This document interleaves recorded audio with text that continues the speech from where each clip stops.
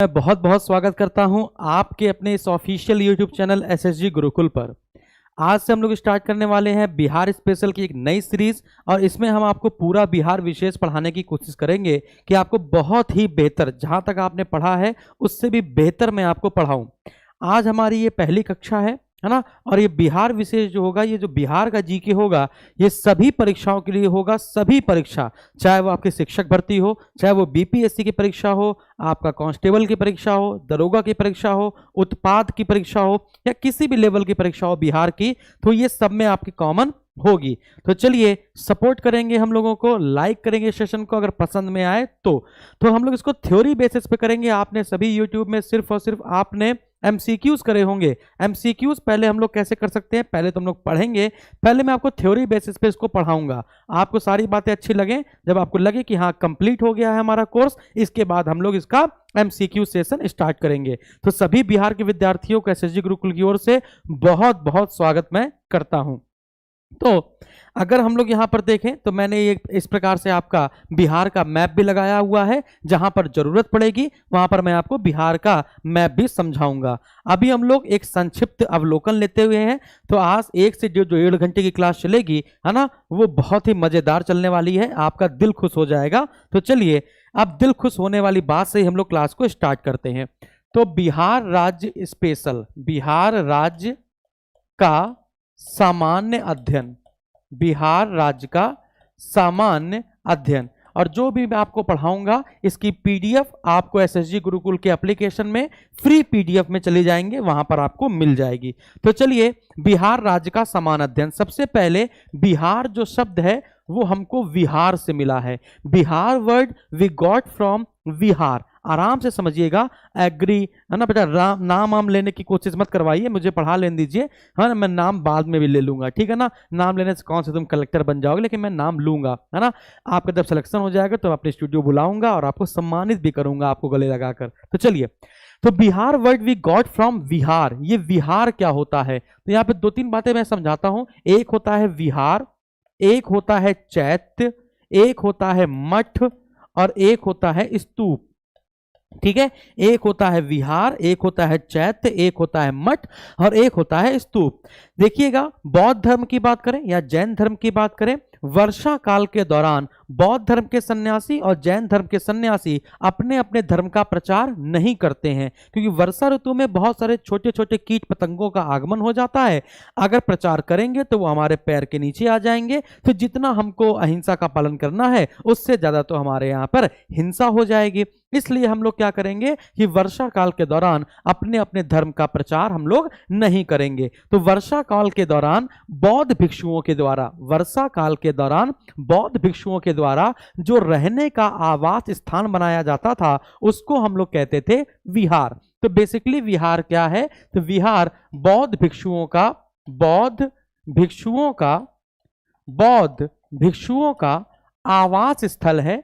ये क्या है, बौद्ध भिक्षुओं का आवास स्थल है, जो कि वर्षा काल के दौरान बनाया जाता था, जो कि वर्षा काल के दौरान बनाया जाता था। बात समझ में आ गई आपको, है ना। तो आप जैसे मान के चलिए कि हमने यहां पर हमको विहार मिला, यहां पर विहार मिला, यहां विहार मिला, यहां मिला, यहां मिला। तो हमने इन सभी विहार का एक क्षेत्रफल डिसाइड कर दिया और इस बिहार का नाम हमने क्या कर दिया, बिहार कर दिया। तो Bihar word we got from Vihar. तो विहार क्या है आपको समझ में आ गया। आगे बढ़ते हैं। चैत्य क्या होता है, चैत्य एक पूजा स्थल है, बौद्ध धर्म का एक क्या है, पूजा स्थल है। मठ क्या है, बौद्ध धर्म का शिक्षा केंद्र है।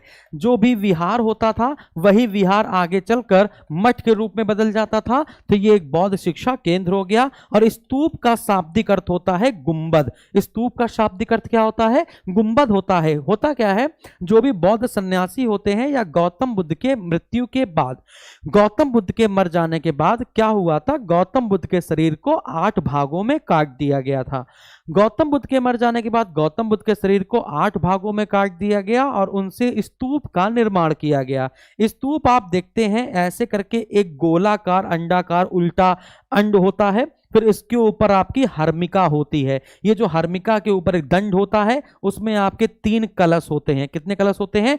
3 कलश होते हैं, है ना। तो ये वाली जो हर्मिका है, ये इसे हम लोग कहते हैं हर्मिका। और जो भी अवशेष होते हैं, जो भी बौद्ध सन्यासियों के अवशेष होते हैं, वो इसी हर्मिका में रखे जाते हैं, है ना। ये जो दंड है, इस दंड को हम लोग कहते हैं यष्टि, है ना। इस दंड को क्या कहते हैं? यष्टि कहते हैं। और ये जो 3 आपके कलश है ना, ये श्रद्धा, सम्मान और उदारता के क्या हैं? प्रतीक हैं। ये जो 3 कलश हैं वो किसके प्रतीक हैं? तो आप कहेंगे सर श्रद्धा का, सम्मान का और उदारता का। याद रखेंगे।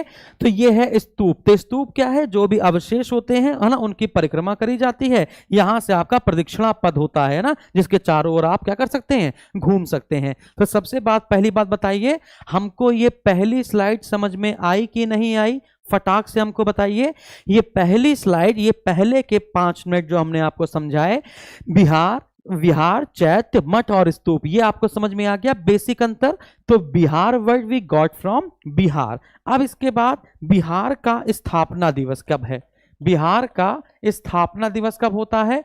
तो आप कहेंगे 22 मार्च। कब होता है? आप कहेंगे सर जी 22 मार्च। क्यों 22 मार्च होता है? 22 मार्च क्यों होता है? क्योंकि 22 मार्च 1912 को बिहार प्रांत को, है ना, बिहार प्रांत को उड़ीसा प्रांत से अलग कर दिया गया, है ना। या कह सकते हैं बिहार प्रांत जिसमें उड़ीसा था, बिहार प्रांत को क्या कर दिया गया? अलग कर दिया गया। एक अधिसूचना जारी की गई। इसके पहले जो बिहार था वो बंगाल का ही हिस्सा था, है ना। तो हम लोग यहां पे क्या लिख सकते हैं? 22 मार्च 1912 को क्या हुआ? 22 मार्च 1912 को एक अधिसूचना जारी की गई। 22 मार्च 1912 को एक अधिसूचना जारी की गई, जिसमें बिहार वाला क्षेत्र था और जिसमें उड़ीसा वाला भी क्षेत्र था। बिहार और उड़ीसा वाला क्षेत्र था कि इसका गठन हम लोग अलग करेंगे। पहले पूर्व में जो बिहार था, पूर्व में जो बिहार था वो अविभाजित बंगाल का हिस्सा था।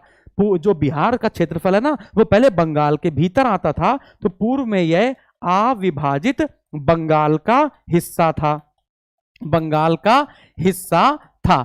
आगे चलकर उड़ीसा 1936 में उड़ीसा को अलग कर दिया गया। आगे चलकर 1936 में क्या हो गया? उड़ीसा भी अलग हो गया। तो 22 मार्च 1912 को इसके गठन की अधिसूचना जारी की गई कि यहां पर एक बिहार राज्य का गठन किया जाएगा। इसमें उड़ीसा भी शामिल था। 1936 में उड़ीसा का गठन भी अलग से कर दिया गया और यह पहले अविभाजित बंगाल का हिस्सा हुआ करता था। इसलिए हम लोग 22 मार्च को ही अपना क्या मनाते हैं? 22 मार्च को ही बिहार दिवस के रूप में मनाया जाता है। इसलिए 22 मार्च को क्या करते हैं? बिहार दिवस के रूप में मनाया जाता है। बताइए, यहां तक भी आपको बात समझ में आ गई होगी। बहुत आसानी से पढ़ाऊंगा, धीमे धीमे पढ़ाऊंगा, डरने की कोई बात नहीं है। आगे बढ़ा जाए। अब आगे बढ़ते हैं। अगला क्वेश्चन है कि बिहार की राजधानी क्या है? अगर क्वेश्चन पूछा जाए कि बिहार की राजधानी क्या है, तो आप कहेंगे सर जी पटना है। क्या है? पटना है। बिहार की राजधानी क्या है? तो आप कहेंगे सर जी पटना है ना। जो पटना है ये पहले क्या कहलाता था? तो आप कहेंगे कुसुमपुर। समझिएगा, जो पटना है वो पहले कुसुमपुर कहलाता था। कुसुमपुर के बाद फिर ये इसका कुछ क्षेत्र मिलाकर बन गया पाटलिपुत्र। तो जो पाटलिपुत्र है इसकी स्थापना किसने करी थी? उदयन ने करी थी। तो आपको याद रखना है, पटना का जो प्राचीन क्षेत्र है, थोड़ा सा क्षेत्रफल बढ़ा लिया जाए तो वो कुसुमपुर कहलाता था। कुसुमपुर से थोड़ा सा क्षेत्र कम करके उदयन ने पाटलिपुत्र का निर्माण कर दिया। अब इसके बाद ये पाटलिपुत्र को यूनानी लोगों ने पालीब्रोथस कहकर पुकारा। क्या कहकर पुकारा? पालीब्रोथस कहकर पुकारा। तो याद रखिएगा, पाटलिपुत्र को ही पालीब्रोथस कहा जाता है। अभी जो पटना है ये नामकरण कब हुआ? तो ये पटना नामकरण किया गया शेरशाह सूरी के द्वारा। ये जो पटना का नामकरण है वो किसके द्वारा किया गया? तो आप कहेंगे सर जी शेरशाह सूरी के द्वारा किया गया। बताइए, शेरशाह सूरी के बचपन का नाम क्या था? तो आप कहेंगे सर जी फरीद था। याद रखिएगा, शेरशाह सूरी के बचपन का नाम क्या था? आप कहेंगे फरीद था। और शेरशाह सूरी ने ही क्या करा था? सोने का क्या चलवाई थी? सोने की अशर्फी चलवाई थी। सोने की अशर्फी चलवाई थी। चांदी का क्या चलवाया था? रुपया चलवाया था। चांदी का क्या चलवाया था? रुपया चलवाया था। और तांबे का क्या चलवाया था? आप कहेंगे सर जी दाम चलवाया था, है ना। तो याद रखिएगा असरफी, रुपया और दाम ये किसने चलवाए थे? तो शेरशाह सूरी ने चलवाए थे। तो अगर आपसे प्रश्न पूछा जाए, यदि आपसे प्रश्न पूछा जाए, नॉर्मल सा प्रश्न पूछा जाए कि बताइए पाटलिपुत्र का ही पुराना नाम क्या है? कुसुमपुर है। और यूनान में इसको क्या कहते हैं? पालीब्रोथस के नाम से जाना जाता है। और पटना नामकरण किसने किया था? तो आप कहेंगे सर पटना नामकरण किया था शेरशाह सूरी ने। कितने लोग देख रहे हैं? जल्दी बताइए कितने लोग देख रहे हैं? सभी लोगों ने लाइक किया है सेशन को ना, बहुत बढ़िया। डेली बेसिस पर आप रात में 9 बजे आएंगे हमारे साथ और बेहतरीन से तरीके से मैं आपको पढ़ाऊंगा, ठीक है ना। तो बताइए पटना की बात आपको समझ में आ गई? जल्दी बताइए पटना समझ में आ गया? अब मुझे पटना से एक क्वेश्चन याद आ रहा है। अब पटना से मुझे है ना एक ट्रिक याद आ रही है। क्या याद आ रही है? एक ट्रिक याद आ रही है, कहिए तो बता दूं। अब पटना से मुझे एक ट्रिक याद आ रही है, कहिए तो मैं बता दूं, नहीं तो छोड़ दूं। बता दूं? देखिएगा आप इसको पटना को लिख दीजिए पटाना, PATANA। जब भी मैं बताऊंगा इसको याद कर लीजिएगा। पटना को आप पटाना लिख दीजिए। क्या लिख दीजिए? पटाना। अब देखिएगा जो मिसाइल होती है, मिसाइल सुनते रहिएगा, बड़ा मजा आने वाला है। मिसाइल होती है, मिसाइल है ना। पहली मिसाइल होती है सरफेस टू सरफेस, यानी कि सतह से चलेगी और सतह पर ही जाकर वो ब्लास्ट हो जाएगी। तो पहली मिसाइल कौन सी है? सतह से सतह पर मार करने वाली। फिर दूसरी कौन सी होती है? सरफेस टू एयर, यानी सतह से हवा में मार करने वाली मिसाइल। फिर तीसरी कौन सी होती है? एटीएम। एटीएम मतलब क्या होता है? Anti tank missile. क्या होती है?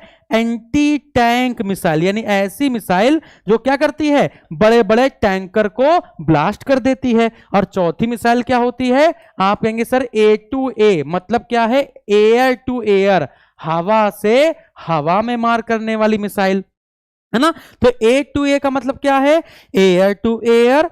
S2S का मतलब क्या है? Surface to surface. S2A का मतलब क्या है? Surface to air. और ATM का मतलब क्या है? Anti tank missile. तो कैसे करेंगे हम लोग? ये सूत्र क्यों बताया है मैंने आपको? सूत्र बताया है जो आप P और A क्या करेंगे? P और A को एक साथ पकड़ेंगे, T और A को एक साथ पकड़ेंगे, N को अलग और A को अलग। तो आप क्या करेंगे?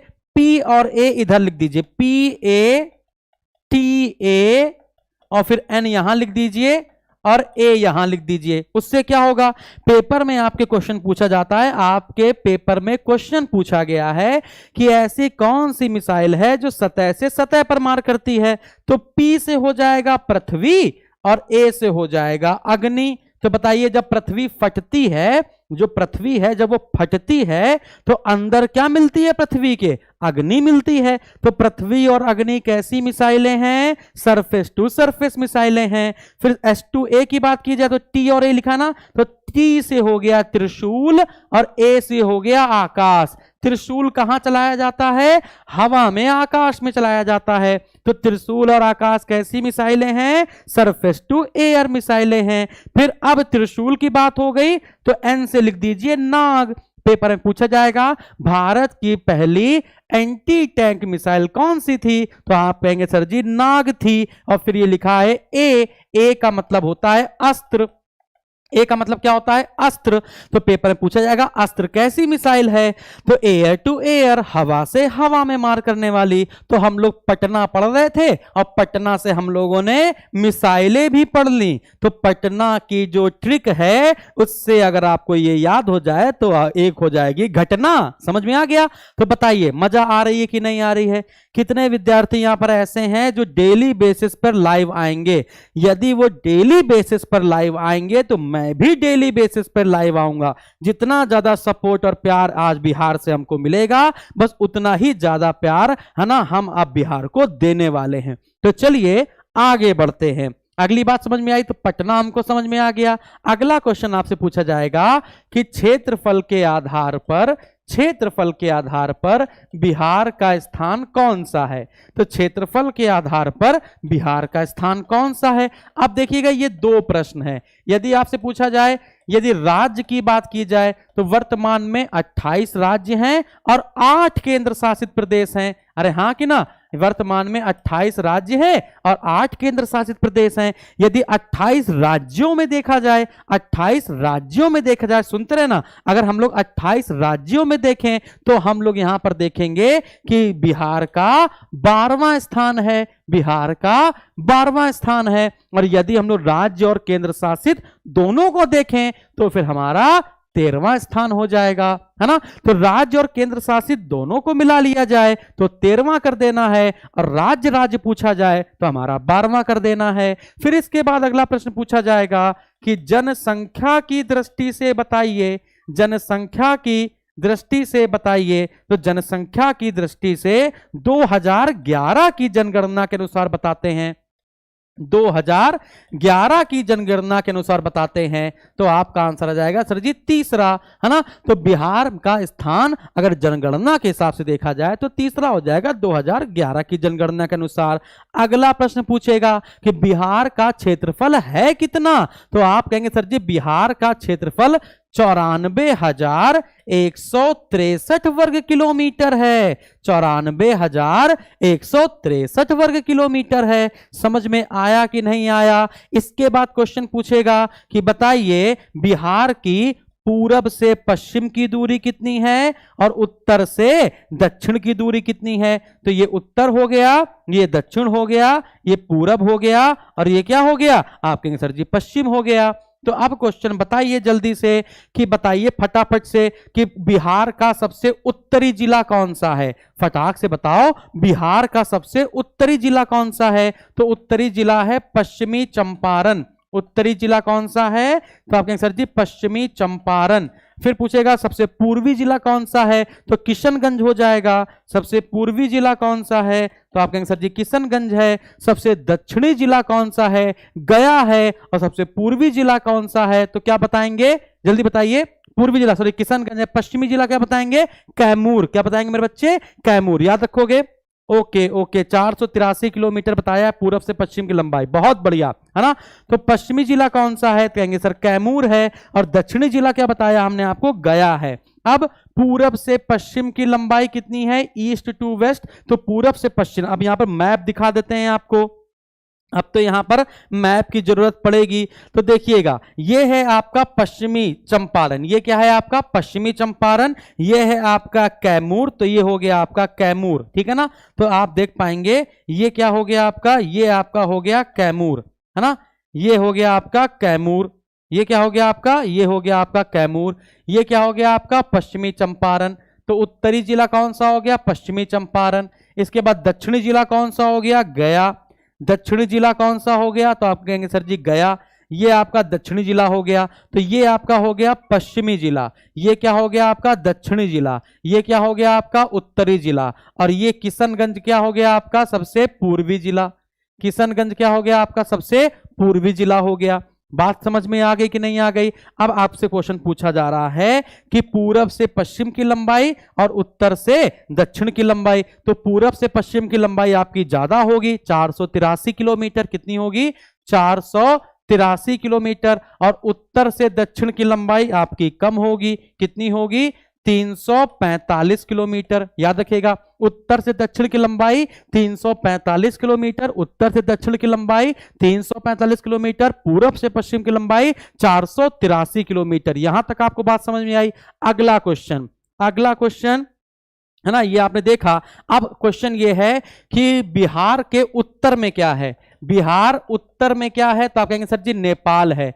बिहार के उत्तर में क्या है, नेपाल है। और कितने, 7 जिले नेपाल को छूते हैं। याद रखिएगा नेपाल को कितने जिले छूते हैं, नेपाल को कितने जिले छूते हैं, 7 जिले छूते हैं। फिर इसके बाद पूछा जाएगा बताइए पूरब में क्या है, तो कहेंगे सर पश्चिम बंगाल है। पूरब में क्या है, तो आप कहेंगे सर पश्चिम बंगाल है। पूरब में क्या है, तो आप कहेंगे सर पश्चिम बंगाल है। कितने जिले स्पर्श करते हैं, तो आप कहेंगे सर ये 3 जिले स्पर्श करते हैं। आपको खुद देख पाएंगे, है ना। एक हो गया किशनगंज, एक हो गया पूर्णिया और एक हो गया कटिहार। तो ये 3 जिले स्पर्श करते हैं। फिर इसके बाद दक्षिण में क्या है, दक्षिण में क्या है, तो दक्षिण में आपका क्या है, झारखंड है। दक्षिण में क्या है, झारखंड है। और 8 जिले इसको स्पर्श करते हैं। और इसके बाद पश्चिम में क्या है, तो पश्चिम में आपका उत्तर प्रदेश है। पश्चिम में क्या है, उत्तर प्रदेश है, और 8 जिले इसको भी स्पर्श करते हैं। तो याद रखोगे, तो उत्तर प्रदेश को बिहार के कितने जिले स्पर्श करते हैं, उत्तर प्रदेश को 8 जिले, है ना, नेपाल को 7 जिले, पश्चिम बंगाल को 3 जिले, और झारखंड को कितने, 8 जिले स्पर्श करते हैं। यहां तक आपको बात समझ में आई कि नहीं आई? और इस मैप के जरिए आप इसको अच्छे से पढ़ सकते हैं। बताओ, समझ में आ गया सब लोगों को? अगर सबको समझ में आ गया तो फटाफट से सर बोल दीजिए कि यस सर समझ में आ गया। तो अगर आपको ये मैप नहीं दिख रहा है तो कोई बात नहीं, मैं लिख देता हूं। अगर आपको ये मैप नहीं दिख रहा है तो मैं लिख देता हूं नेपाल को कौन कौन से करेंगे। देखिएगा, पश्चिमी चंपारण, मोतिहारी, सीतामढ़ी, लिख देता हूं। पश्चिमी चंपारण, आप लोग भी बताइए जल्दी से। पश्चिमी चंपारण, पश्चिमी चंपारण, मोतिहारी, सीतामढ़ी, सीतामढ़ी, मणि गलत दिख गया, वो देख लीजिएगा, ठीक है ना, सीतामढ़ी। इसके बाद मधुबनी, है ना, सुपौल, अररिया, मधुबनी, सुपौल, इसके बाद अररिया, अररिया, अररिया, और इसके बाद किशनगंज। इसके बाद क्या है मेरे बच्चे, किशनगंज, ठीक है ना। अररिया के बाद किशनगंज, अररिया के बाद क्या हो जाएगा, किशनगंज हो जाएगा। कहां गया, एक सेकंड, किशनगंज। तो देखो 7 हो गए, जल्दी देखो 7 हो गए, 1 2 3 4, अच्छा ये 8 हो गए, नहीं 7 ही तो है। पश्चिमी चंपारण, मोतिहारी, सीतामढ़ी, मधुबनी, है ना, सुपौल, अररिया और किशनगंज, ठीक है ना। तो ये हो गए आपके 7। अब देखते हैं उत्तर प्रदेश। आप देखते हैं उत्तर प्रदेश को स्पर्श करने वाले, उत्तर प्रदेश को स्पर्श करने वाले। उत्तर प्रदेश क्या हो जाएगा, पश्चिमी चंपारण से लेकर रोहतास तक, पश्चिमी चंपारण से लेकर रोहतास। रोहतास बिल्कुल छोटा सा है ना, तो कैसे लिखेंगे, पश्चिमी चंपारण, गोपालगंज, सिवान, पश्चिमी चंपारण, पश्चिमी चंपारण,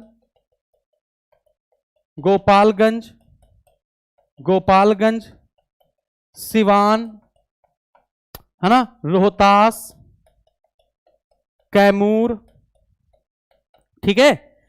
इसके बाद कैमूर, इसके बाद सारण, सारण के बाद है ना भोजपुर, बक्सर, सारण, सारण, भोजपुर और बक्सर। क्लियर है? देखो 8 हो गए क्या, 1 2 3 4 5 6 7 और 8। क्लियर है? फिर इसके बाद उत्तर प्रदेश हो गया। इसके बाद पश्चिम बंगाल को मैंने 3 बताए हैं। पश्चिम बंगाल को कौन कौन से जिले स्पर्श करते हैं, तो हमने 3 बताए हैं आपको। कौन कौन, किशनगंज बताया है, किशनगंज देख लीजिए यहां पर आराम से, किशनगंज हो गया, पूर्णिया हो गया, कटिहार हो गया, है ना। किशनगंज, किशनगंज, पूर्णिया और कटिहार, ये हो गए आपके 3 जिले जो पश्चिम बंगाल को स्पर्श करते हैं। इसके बाद झारखंड, झारखंड से टोटल कितने हैं, 8 राज्य हैं। झारखंड से टोटल कितने हैं, तो आप कहेंगे सर जी 8 राज्य हैं। अब वो कौन कौन से हैं जरा से यहां देखिएगा। झारखंड से देखना तो यहां देखिए, कटिहार से उठाइए और कटिहार से लेकर आप रोहतास तक आइए। कटिहार से लेकर कहां तक आइए, कटिहार से लेकर रोहतास तक आइए, या रोहतास से लेकर कटिहार तक जाइए तो क्या क्या मिलेगा, है ना। कटिहार से लेकर रोहतास तक, तो कटिहार, भागलपुर, बांका, जमुई, कटिहार, भागलपुर, बांका, जमुई, ठीक है। फिर इसके बाद है ना नवादा, गया, औरंगाबाद, नवादा, गया, औरंगाबाद, औरंगाबाद। इसके बाद रोहतास, रोहतास। कितने हो गए, 1 2 3 4 5 6 7 और 1 8। तो बताइए यहां तक बातें क्लियर है बेटा? सभी लोग लाइक कर देंगे, सभी लोग जितने बच्चे जुड़ रहे हैं, है ना। देखिएगा, अब आप सोच रहे होंगे अरे सर आप अचानक से बिहार राज्य में कैसे कूद पड़े, तो बिहार राज्य में कूदने का सिर्फ एक ही मकसद था। क्या मकसद है कि सभी लोगों का, जैसे कि बिहार कांस्टेबल का जब फॉर्म आया तो मैंने सिर्फ नोटिफिकेशन बताया, बिहार कांस्टेबल का ये नोटिफिकेशन है, और फिर इसके बाद फोन आने शुरू हो गए कि सर हमें आपसे ही पढ़ना है और आपसे ही पढ़ना है। तो हमने कहा भाई ठीक है, मैं आपको पूरी जीएस पढ़ा दूंगा, मैथ हो जाएगी, रीजनिंग हो जाएगी, सब कुछ पढ़ा दूंगा, साइंस हो जाएगी, है ना। लेकिन बिहार स्पेशल नहीं पढ़ाते हैं। कह रहा है सर आप पढ़ा देंगे तो मजा ही आ जाएगा। मेरे पास बहुत कम एडमिशन है, मतलब 300-350 के आसपास एडमिशन होंगे। जब मैंने बिहार नहीं चलाया, फिर उन बच्चों ने कहा कि सर मुझे आपसे ही बिहार पढ़ना है। तो हमने कहा ठीक है कोई बात नहीं, जैसे यूपी स्पेशल मैं अपनी जीभ पर लेकर चलता हूं, वैसे ही मैं बिहार स्पेशल भी आपकी जीभ पर रटवा कर जाऊंगा। इतनी बार पढ़ाऊंगा बिहार कि आपको याद हो जाएगा। बात समझ में आ रही है? जल्दी बताइए, सारी बातें क्लियर है? सभी लोग लाइक कर देंगे। ये एप्लीकेशन पे भी क्लास चल रही है, एसएसजी गुरुकुल के एप्लीकेशन पे भी क्लास चल रही है। जितने भी कांस्टेबल वाले विद्यार्थी, शिक्षक विद्यार्थी है, वो सब कांस्टेबल पे भी अपना देख रहे हैं। यदि वो चाहें तो यूट्यूब पर आ सकते हैं और लाइक करके वो जा सकते हैं। तो लाइक जरूर कर दीजिएगा, है ना। तो चलिए भाई स्टार्ट करते हैं। मैंने क्या बताया आपको, ये सारी बातें समझ में आई। तो नेपाल को बिहार के कितने जिले छूते हैं? आप कहेंगे सर 7 जिले। पश्चिम बंगाल को कितने जिले छूते हैं? तो आप कहेंगे सर 3 जिले। दक्षिण में क्या है? झारखंड कितने जिले छूते हैं? 8 जिले। और इसके पश्चिम में है उत्तर प्रदेश, कितने जिले छूते हैं? आप कहेंगे सर जी 8 जिले। अब देखिएगा अगली बात आपको पता होना चाहिए, सन 2000 में कुछ नए राज्यों का गठन हुआ था। कुछ नए राज्यों का गठन हुआ था, याद रखिएगा। कुछ नए राज्यों का क्या हुआ था? गठन हुआ था। और कैसे याद करते हैं? याद करते हैं छऊज 2000। क्या याद करते हैं? छऊज 2000 याद करते हैं। तो छा से क्या हो जाएगा? छत्तीसगढ़। छा से क्या हो जाएगा? छत्तीसगढ़। और ऊ से क्या हो जाएगा? उत्तराखंड। क्या हो जाएगा? ऊ से हो जाएगा उत्तराखंड। क्या हो जाएगा? उत्तराखंड, है ना, उत्तराखंड हो जाएगा। और इसके बाद झा से हो जाएगा झारखंड। झा से क्या हो जाएगा? झारखंड। छत्तीसगढ़ मध्य प्रदेश से अलग हुआ था। छत्तीसगढ़ मध्य प्रदेश से अलग हुआ था। उत्तराखंड उत्तर प्रदेश के 13 जिलों को काटकर अलग हुआ था। और झारखंड बिहार से अलग हुआ था। अब इन नए नए राज्यों का गठन कब किया गया था? तो छत्तीसगढ़ भारत का 26वां राज्य बना था। ये उत्तराखंड भारत का 27वां राज्य बना था। और झारखंड आपका उस दौरान 28वां राज्य बना था। ये सब 2000 में अलग हुए थे। 1 नवंबर सन 2000 को छत्तीसगढ़ बना था। 9 नवंबर सन 2000 को उत्तराखंड बना था। और 15 नवंबर सन 2000 को क्या बना था? झारखंड बना था। तो क्वेश्चन पूछा जाएगा कि बिहार से कौन सा राज्य अलग हुआ था? तो बिहार से कौन सा राज्य अलग हुआ था? झारखंड अलग हुआ था। कौन सा राज्य बना था? 28वां राज्य बना था। कब अलग हुआ था? तो 15 नवंबर सन 2000 को अलग हुआ था। बताइए, यहां तक बातें 100% क्लियर है? यहां तक भी हमको सारी बातें क्लियर हैं। अब बताइए बिहार में कैसा मंडल है? बिहार की जो संसदीय शासन प्रणाली है वो कैसी है? बाइकेमरल है कि सिंगल है? यानी वहां पर क्या विधानसभा विधान परिषद दोनों है कि सिर्फ विधानसभा है, विधान परिषद नहीं है? तो बताइए जल्दी से, बिहार की शासन पद्धति कैसी है? यानी संसदीय शासन प्रणाली कैसी है? संसदीय शासन प्रणाली कैसी है? संसदीय शासन प्रणाली कैसी है? जल्दी बताइए, क्या वहां पर द्विसदनात्मक है या एक सदनात्मक है? तो आप कहेंगे नहीं सर जी, वहां पर तो द्विसदनात्मक है ना। यानी कि विधानसभा भी है और क्या है? विधान परिषद भी है। विधानसभा भी है और क्या है? विधान परिषद भी है। यानी द्विसदनात्मक कार्य प्रणाली है या संसदीय शासन प्रणाली है। तो क्वेश्चन है कि सर जी विधानसभा में सीटों की संख्या कितनी है और इसके बाद विधान परिषद में सीटों की संख्या कितनी है ना। ये क्वेश्चन पूछा जाएगा कि नहीं पूछा जाएगा? फिर इसी में पूछेगा विधानसभा में सीटों की संख्या पहले बताइए कितनी है। तो विधानसभा में सीटों की संख्या है कितनी? जल्दी बताइए फटाक से। बाइकेमरल है सर, बिल्कुल सही है, बाइकेमरल है। विधानसभा में सीटों की संख्या कितनी है? आप कहेंगे सर 243 है, 243 है। लेकिन क्वेश्चन यहीं पे नहीं थमेगा, कहेगा बताइए विधानसभा में कुल कितनी सीटों में से कितने को आरक्षण मिला हुआ है। यानी एससी की कितनी सीटें हैं और एसटी की कितनी सीटें हैं? जल्दी बताओ, एससी की कितनी है और एसटी की कितनी है? जैसे 243 कुल सीटें हैं, इसमें से आरक्षित सीटें कितनी हैं? इसमें से आरक्षित सीटें कितनी हैं? तो आप कहेंगे सर जी 40 सीटें हैं। जिसमें से एससी की कितनी है? तो आप कहेंगे सर जी 38 हैं। और एसटी की कितनी है? तो आप कहेंगे सर 2 हैं। याद रखोगे।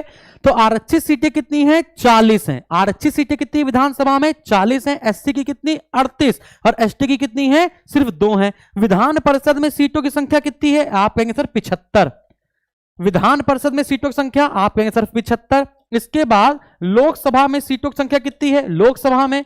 और इसके बाद राज्यसभा में सीटों की संख्या कितनी है? तो लोकसभा की सीटों की संख्या है 40 और राज्यसभा की सीटों की संख्या है 16। याद कर लीजिएगा, लोकसभा में 40 और राज्यसभा में 16 सीटें हैं। और इन लोकसभा में कितनी आरक्षित सीटें हैं, कितनी आरक्षित सीटें हैं? तो लोकसभा की कितनी आरक्षित सीटें 40 में से? तो आप कहेंगे सर जी 6। याद रखोगे, इंपॉर्टेंट सिर्फ चला रहा हूं, बाकी कुछ नहीं, सिर्फ इंपॉर्टेंट। इतनी बात क्लियर है?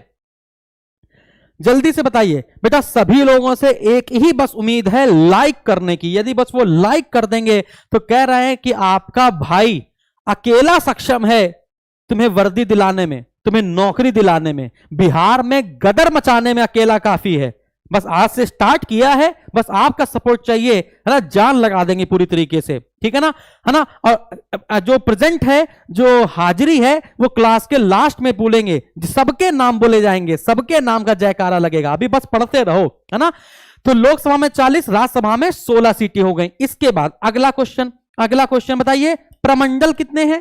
प्रमंडल या संभाग, बिहार को में कितने प्रमंडल हैं? जल्दी बताइए, बिहार में कितने प्रमंडल हैं? तो आप कहेंगे प्रमंडल की संख्या है 9। यानी कि प्रमंडल क्या होता है? यानी कि क्वेश्चन पूछा जाएगा कि किस मंडल में कितने जिले आते हैं, किस मंडल में कितने जिले आते हैं? तो बताएंगे, इसको बताएंगे किस मंडल में कितने जिले आते हैं। और ऐसा कौन सा जिला है जिसका मुख्यालय का नाम उसके नाम से भिन्न है, जिसका नाम उसके नाम से भिन्न है? इन सब पर बात करेंगे, ठीक है ना? तो मगध, पटना, मुंगेर, तिरहुत। आपसे अगर मैं पूछूं कि बताइए मगध मंडल में कितने जिले हैं, अगर मैं आपसे नॉर्मल सा क्वेश्चन पूछूं कि मगध मंडल में कितने जिले हैं, तो आप क्या बताएंगे? जल्दी बताइए, फटाफट बताइए। भागलपुर, कोशी, दरभंगा। भागलपुर, है ना, कोशी, दरभंगा कितने हो गए? 1 2 3 4, 4 और 3 7। मगध हो गया, पटना हो गया, मुंगेर हो गया, दरभंगा हो गया, तिरहुत हो गया, पूर्णिया नहीं पता ना, पूर्णिया और सारण, ठीक है ना? ये हो गए, तो टोटल हो गए 9। तो बताएंगे जल्दी से। अनुवाला सिंह जी ने बताया है कि मगध में सर जी 6 हैं जिले। बहुत बढ़िया, मगध में 6 हैं। और बताइए तिरहुत में कितने हैं? मगध में 6 हो गए, तिरहुत में कितने हैं? जल्दी बताओ, मगध में 6 हो गए, तिरहुत में कितने हैं? फटाक से। एक बच्चे ने कहा सर मगध में 6 हैं। कोई बात नहीं, कोई तुम लोग बताते रहो, मैं तो मेरा काम है ना बताना। जल्दी से चलिए, मेरा काम है ना बताना। देखिएगा, मैं आपको बता रहा हूं, फटाफट से नोट कीजिए। मगध में 5 जिले हैं, मगध में 5 जिले हैं, है ना? पटना में 6 हैं, पटना में कितने हैं? 6 हैं। मुंगेर में कितने हैं? 6 हैं। तिरहुत में कितने हैं? 6 हैं। याद रखिएगा, पटना, मुंगेर और तिरहुत यही सिर्फ ऐसे प्रमंडल हैं जिसमें 6 जिले हैं, जिसमें क्या है मेरे बच्चे? 6 जिले हैं। मगध में 5 है बेटा, 6 नहीं करना है। अब याद रखोगे? हाँ, बहुत बढ़िया, और बहुत बढ़िया, बिल्कुल ठीक है। तो अगला, इसके बाद कोसी में, बाकी कोई पेपर में नहीं आएगा, वैसे कोसी में 3 जिले हैं, दरभंगा में आपके 3 जिले हैं, ठीक है ना? बाकी कुछ आता नहीं है, वैसे इंपॉर्टेंट जो था मैंने आपको बता दिया। सबसे कम किसमें है? भागलपुर में सिर्फ 2 हैं। भागलपुर में कितने हैं? सिर्फ 2 हैं। पूर्णिया में आपके 4 जिले हैं। याद रखोगे? Thank you very much, thank you, है ना? पूर्णिया में आपके 4 जिले हैं, सारण में आपके 3 जिले हैं। बताओ, याद कर लोगे? कितने हो गए? 6 6 12 6 18, 18 5 23, 23 और 2 25, 3 28 और 3 31, 4 35 और 3 38। तो टोटल कितने जिले हो गए? टोटल कितने जिले हो गए? तो आप कहेंगे सर टोटल 38 जिले हो गए। तो कुल जिले कितने हो गए? कुल जिले कितने हो गए? तो आप कहेंगे सर जी 38 जिले हो गए। कुल कितने जिले हो गए? 38 जिले हो गए। सबसे नया जिला कौन सा है? सबसे नया जिला कौन सा है? बताइए, सबसे नया जिला यानी 38वां जिला कौन सा है? बताओ जल्दी से। आप देखिए, पटना के दक्षिण में देखिए, पटना के दक्षिण में देखिए, आपको मिल जाएगा अरवल। देखिए, पटना के नीचे देखिए, जहानाबाद के पश्चिम में देखिए, भोजपुर के दक्षिण में देखिए, रोहतास के पूरब में देखिए, तो आपको ये मिल जाएगा अरवल। क्या मिल जाएगा? अरवल। ये अरवल, ये दिख रहा है ना आपको? दिखे कि नहीं दिखे भगवान जाने। एजी मस्ती जी ने फिर आंसर बताया अरवल, और भी अन्नू सिंह ने भी आंसर बताया अरवल, निंजा टेक्निक ने भी आंसर बताया अरवल। अधिकतर लोग का आंसर अरवल आ चुका है, बहुत बढ़िया, है ना? तो सबसे नया जिला कौन सा हो जाएगा? तो सबसे नया जिला या 38वां जिला हो जाएगा अरवल। सबसे नया जिला कौन सा हो जाएगा? अरवल। और एक हमारे यहां सब्जी बनती है परवल।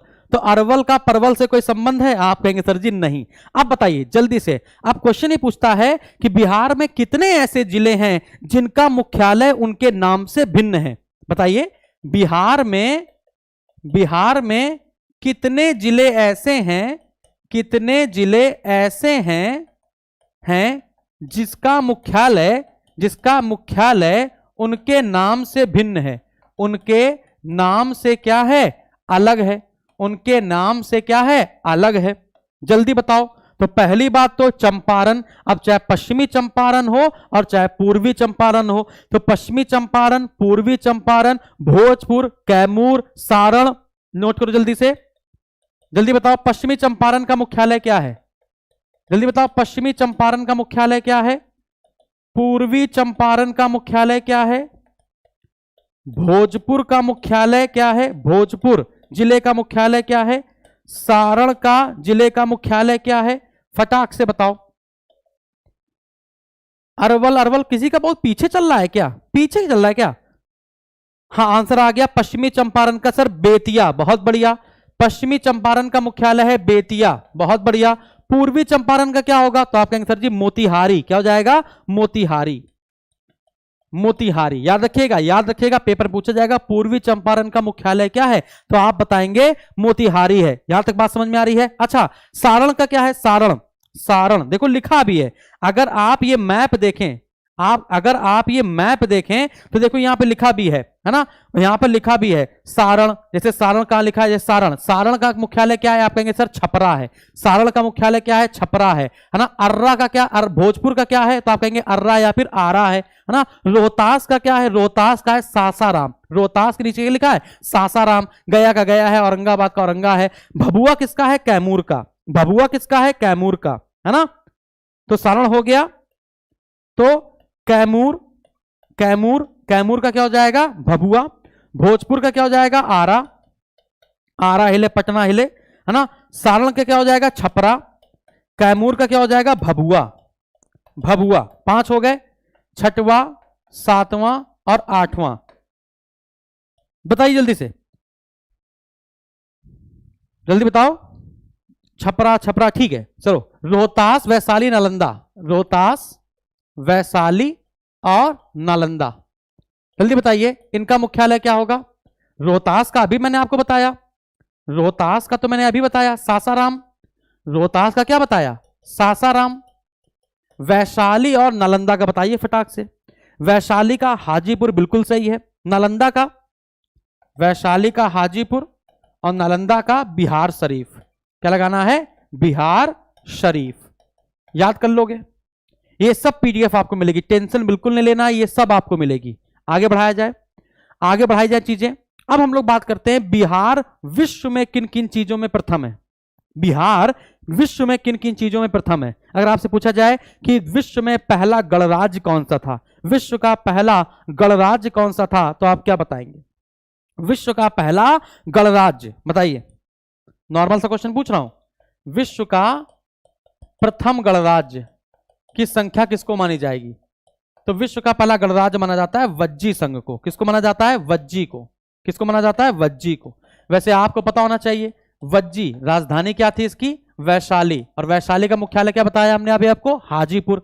वज्जी। वैसे महाजनपद काल आप पढ़ेंगे जब, महाजनपद काल, तो 16 महाजनपदों का उल्लेख किया गया है, जिसमें 14 क्या थे? राजतंत्रात्मक। 14 क्या थे? राजतंत्रात्मक। और 2 क्या थे आपके? गणतंत्रात्मक। 2 क्या थे आपके? गणतंत्रात्मक। ये 2 में क्या था? नंबर 1 पर था वज्जी और नंबर 2 पर था आपका मल्ल।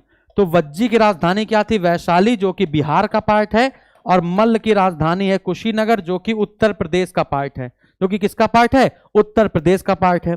बात समझ में आ रही है? बहुत बढ़िया। बौद्ध धर्म के संस्थापक, बौद्ध धर्म के जो संस्थापक हैं, बौद्ध धर्म के संस्थापक की बात की जाए, बौद्ध धर्म के संस्थापक की बात की जाए, तो आप कहते हैं सर गौतम बुद्ध। आप क्या बताते हैं? गौतम बुद्ध।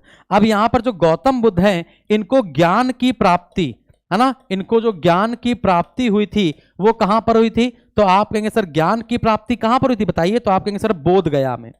ज्ञान की प्राप्ति कहां पर हुई थी? बोध गया में, है ना। तो बोध गया में ज्ञान की प्राप्ति हुई थी, याद रखोगे। तो गौतम बुद्ध को ज्ञान की प्राप्ति कहां पर हुई थी? तो आप कहेंगे सर बोध गया में हुई थी। इसके बाद अगला क्वेश्चन आपसे अगर पूछा जाए, बिल्कुल कुशीनगर उत्तर प्रदेश में, हाँ बिल्कुल सही है, बिल्कुल सही है। बौद्ध धर्म के प्रवर्तक में ज्ञान की प्राप्ति आपसे पूछा जाएगा तो आप बोध गया बता देंगे, ठीक है ना। फिर इसके बाद अगला प्रश्न आपसे पूछा जाएगा, आपसे अगला पूछा जाएगा क्या कि पहली सॉरी एक सेकेंड, बौद्ध संगीतियां, यदि आपसे पूछा जाएगा बौद्ध संगीतियां तो आपसे बौद्ध संगीतियां पूछता तो सूत्र क्या याद करना है? रवा पका।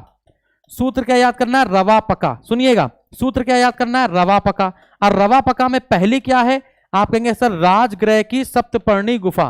पहली क्या है? राजगृह की सप्तपर्णी गुफा। तो ये कहां पर होगा? राजगृह राजगीर यानी कि बिहार हो जाएगा। फिर वा से क्या है? वैशाली। फिर वा से क्या है? वैशाली। और फिर पा से क्या है? पाटलिपुत्र। पाटलिपुत्र यानी कि 1 2 3, ये जो 3 संगीतियां हैं वो कहां पर हुई हैं? बिहार में। जो 3 संगीतियां हैं वो कहां पर हुई हैं? बिहार में। राजगृह की बात की जाए, वैशाली की बात की जाए या फिर पाटलिपुत्र की बात की जाए तो 3 संगीतियां कहां हुई हैं? बिहार में। लेकिन अगर हम लोग चौथी संगीति की बात करें तो फिर वो कहां होगी? कश्मीर के कुंडलवन में।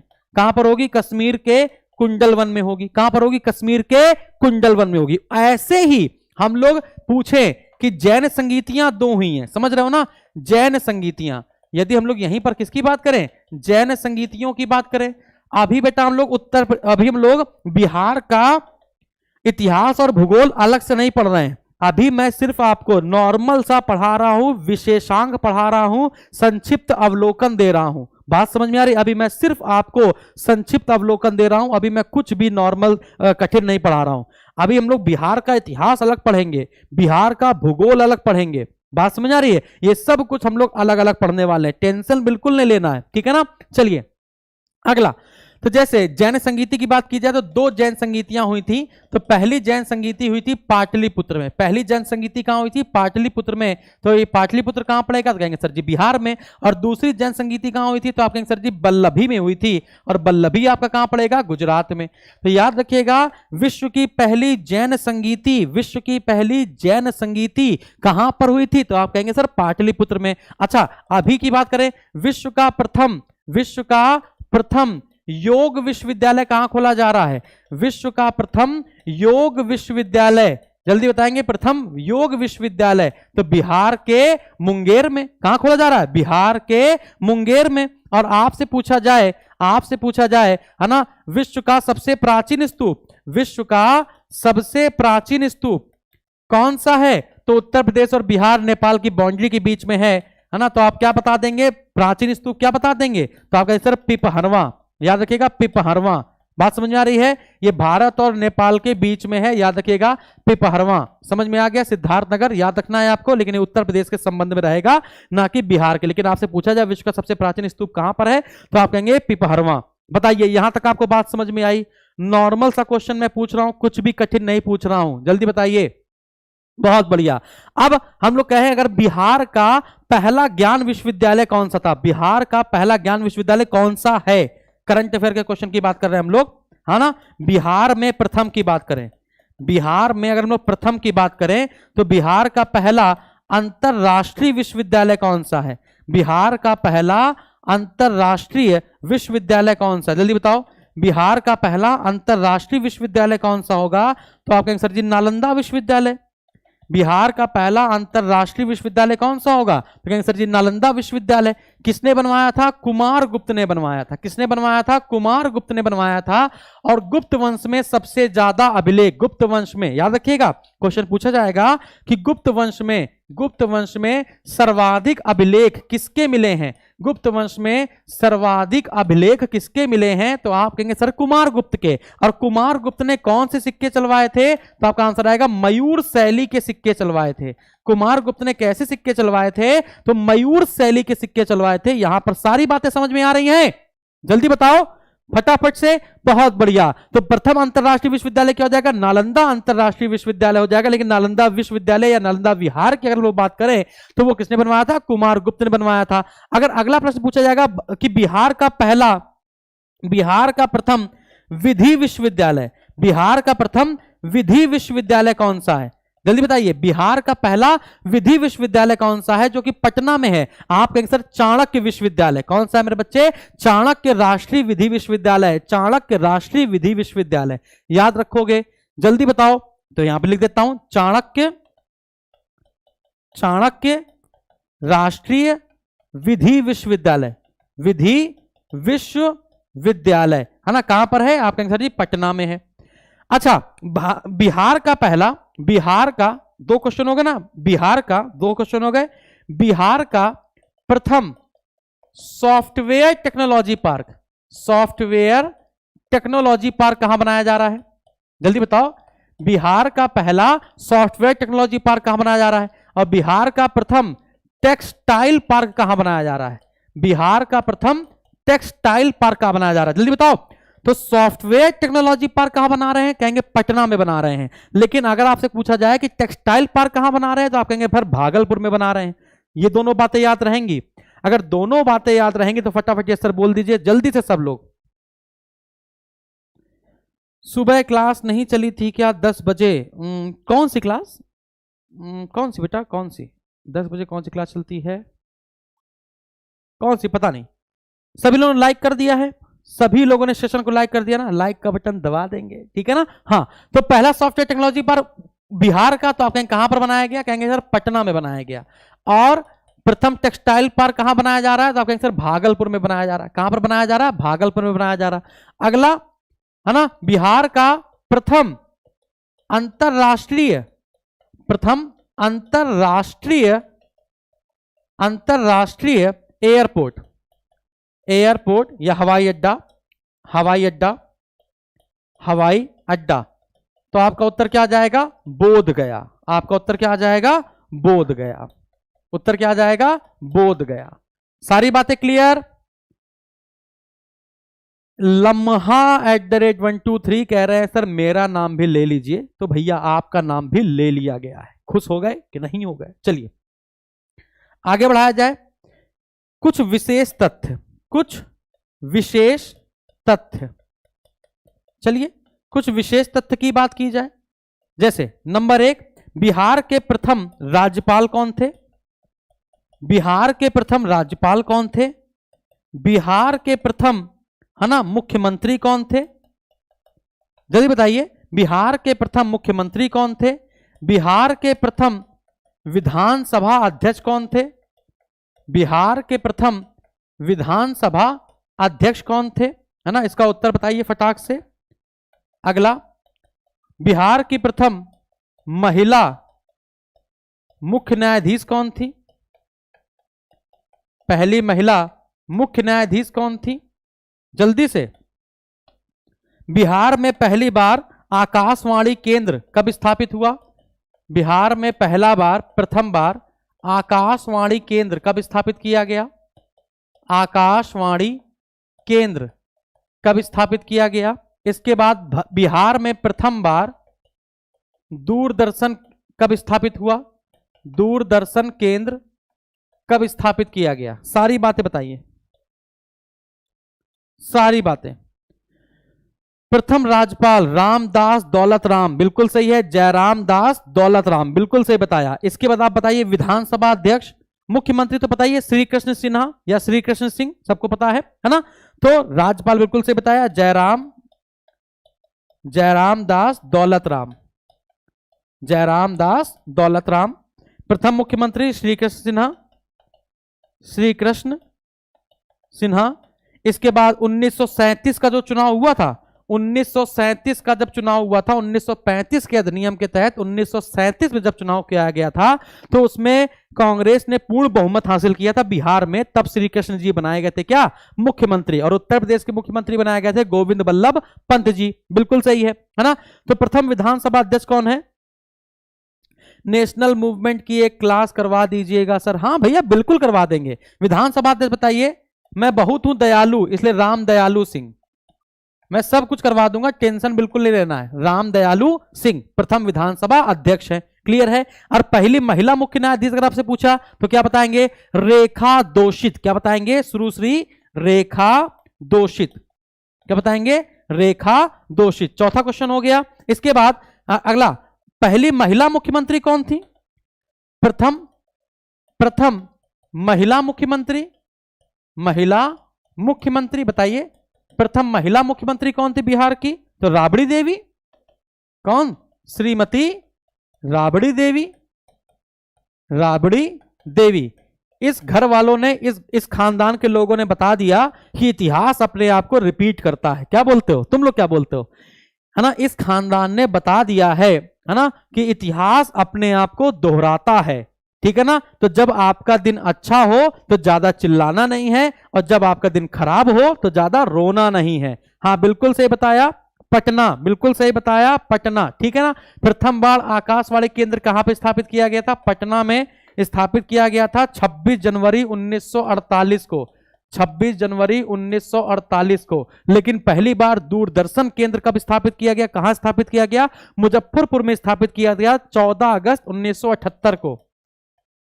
मुजफ्फरपुर 14 अगस्त 1978 को, याद रखिएगा। तो पहली बार दूरदर्शन केंद्र कहां स्थापित किया गया था? मुजफ्फरपुर में। पहली आकाशवाणी केंद्र कहां स्थापित किया गया था? हाँ, तो आपका आंसर आएगा, है ना, 26 जनवरी 1948 को पटना में। सारी बातें आपको क्लियर है? सारी बात आपको समझ में आ गई है? तो यस सर बोल दीजिए कि यस सर हमको यहां तक समझ में आ गया, फटाफट से। बिहार के पहले महाकवि की उपाधि किसको दी गई है? बिहार का प्रथम महाकवि कौन है? बिहार का प्रथम महाकवि की उपाधि किसको दी गई है? या फिर हम कह सकते हैं बिहार का प्रथम कृषि विश्वविद्यालय कौन सा था? बिहार का प्रथम कृषि विश्वविद्यालय कौन सा है? अगला, बिहार का प्रथम सिख यात्री कौन था? बिहार का प्रथम सिख यात्री कौन थे? या बिहार के प्रथम अंग्रेज यात्री कौन थे? बिहार के प्रथम अंग्रेज यात्री कौन है? जल्दी बताइए, बिहार के प्रथम अंग्रेज यात्री कौन है? तो बिहार के प्रथम अंग्रेज यात्री हैं रॉल्फ फिच। याद रखिएगा, बिहार के प्रथम अंग्रेज यात्री हैं तो आप कहेंगे सर रॉल्फ फिच। बिहार के पहले सिख यात्री तो आपको पता है गुरु नानक देव। गुरु नानक देव इसका सही उत्तर है। प्रथम कृषि विश्वविद्यालय कौन सा है? प्रथम कृषि विश्वविद्यालय कौन सा है? तो राजेंद्र प्रसाद कृषि विश्वविद्यालय, है ना। तो राजेंद्र प्रसाद कृषि विश्वविद्यालय ये बिहार का पहला कृषि विश्वविद्यालय हो जाएगा, है ना। तो राजेंद्र प्रसाद कृषि विश्वविद्यालय। तो चलिए, हाँ, प्रथम महाकवि किसे कहते हैं? विद्यापति को। प्रथम महाकवि किसे कहते हैं बिहार का? तो आप कहेंगे सर विद्यापति को कहते हैं। याद रखोगे सभी लोग, बताइए सभी लोग, सबको बातें समझ में आई? पत्रिका की बात कर लेते हैं। बिहार की पहली हिंदी दैनिक पत्र कौन सा था? बिहार का पहला हिंदी दैनिक पत्र कौन सा था? और बिहार का पहला अंग्रेजी दैनिक पत्र कौन सा था? विद्यापति। अमर कुमार विद्यापति सही बताया। जयशंकर प्रसाद गलत है बेटा, अन्नू वाला गलत है, आपका नहीं सही है। लाइक का बटन दबा देंगे सब लोग जल्दी से। तो यहां तक आपको बात समझ में आई? अभी हम लोग सिर्फ संक्षिप्त अवलोकन ले रहे हैं, तो यहां पर मैं बताया प्रथम हिंदी दैनिक पत्र कौन सा है और प्रथम अंग्रेजी दैनिक पत्र कौन सा है। प्रथम अंग्रेजी दैनिक पत्र कौन सा है? तो अच्छा एग्जांपल देता हूं, सर्वहितैषी। सर्वहितैषी क्या हिंदी है कि अंग्रेजी है? जल्दी बताओ। सर्वहितैषी, तो आप कहेंगे सर सर्वहितैषी हिंदी है। और the search light, the SEAR search light, और द सर्च लाइट क्या है? पहला अंग्रेजी दैनिक पत्र है, पहला अंग्रेजी दैनिक पत्र है। याद रखोगे? जल्दी बताइए, याद रखेंगे सभी लोग? बहुत बढ़िया। अब इसके बाद कुछ बच जाता है? अब इसके बाद तो मेरे हिसाब से कुछ नहीं बचता है। अब बताइए आगे बढ़ा जाए, सभी लोग बताएंगे, आप लोग आगे बढ़ा जाए। यहां तक आपको बात समझ में आ गई है। अब हम लोग बात करते हैं बिहार राज्य के प्रतीक की। हाँ, ये बताइए पहली खगोलक शाला कहां पर थी, या खगोलीय वेधशाला? बिहार की पहली खगोलीय वेधशाला कौन सी? जल्दी बताइए। बिहार की प्रथम खगोलीय वेधशाला, खगोलीय वेधशाला कौन सी है? तो आप कहेंगे इंदिरा गांधी, है ना। क्या लगाएंगे आप लोग? इंदिरा गांधी वेधशाला या इंदिरा गांधी तारामंडल। कहां पर है? पटना में। इंदिरा गांधी तारामंडल, इंदिरा गांधी तारामंडल कहां पर है? तो आप कहेंगे सर जी पटना में। कहां पर है? पटना में। इसी में दूसरा है ना, पहला डॉल्फिन, याद रखिएगा डॉल्फिन से क्वेश्चन आएगा ही आएगा कि पहला गंगा डॉल्फिन संरक्षण केंद्र कहां पर स्थापित किया गया। पहला गंगा डॉल्फिन संरक्षण केंद्र, पहला गंगा डॉल्फिन संरक्षण केंद्र कहां स्थापित किया गया, तो आप बताएंगे विक्रमशिला में। कहां स्थापित किया गया, विक्रमशिला में। तो विक्रमशिला कहां पर है, भागलपुर में, ठीक है। तो आप लगा देंगे विक्रमशिला भागलपुर, विक्रमशिला भागलपुर, विक्रमशिला भागलपुर। बताइए यहां तक बात क्लियर है।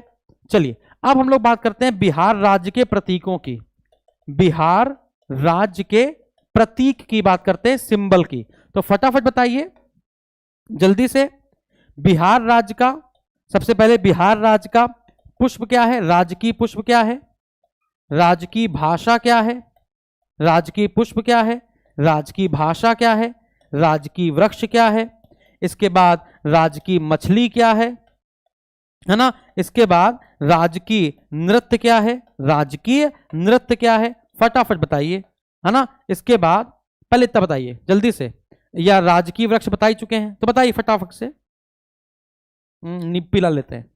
राजकीय पुष्प बताइए, राजकीय भाषा बताइए, राजकीय वृक्ष बताइए, है ना, और मछली बताइए, नृत्य बताइए। अभी और भी चीजें हम लोग बात करते हैं जल्दी से।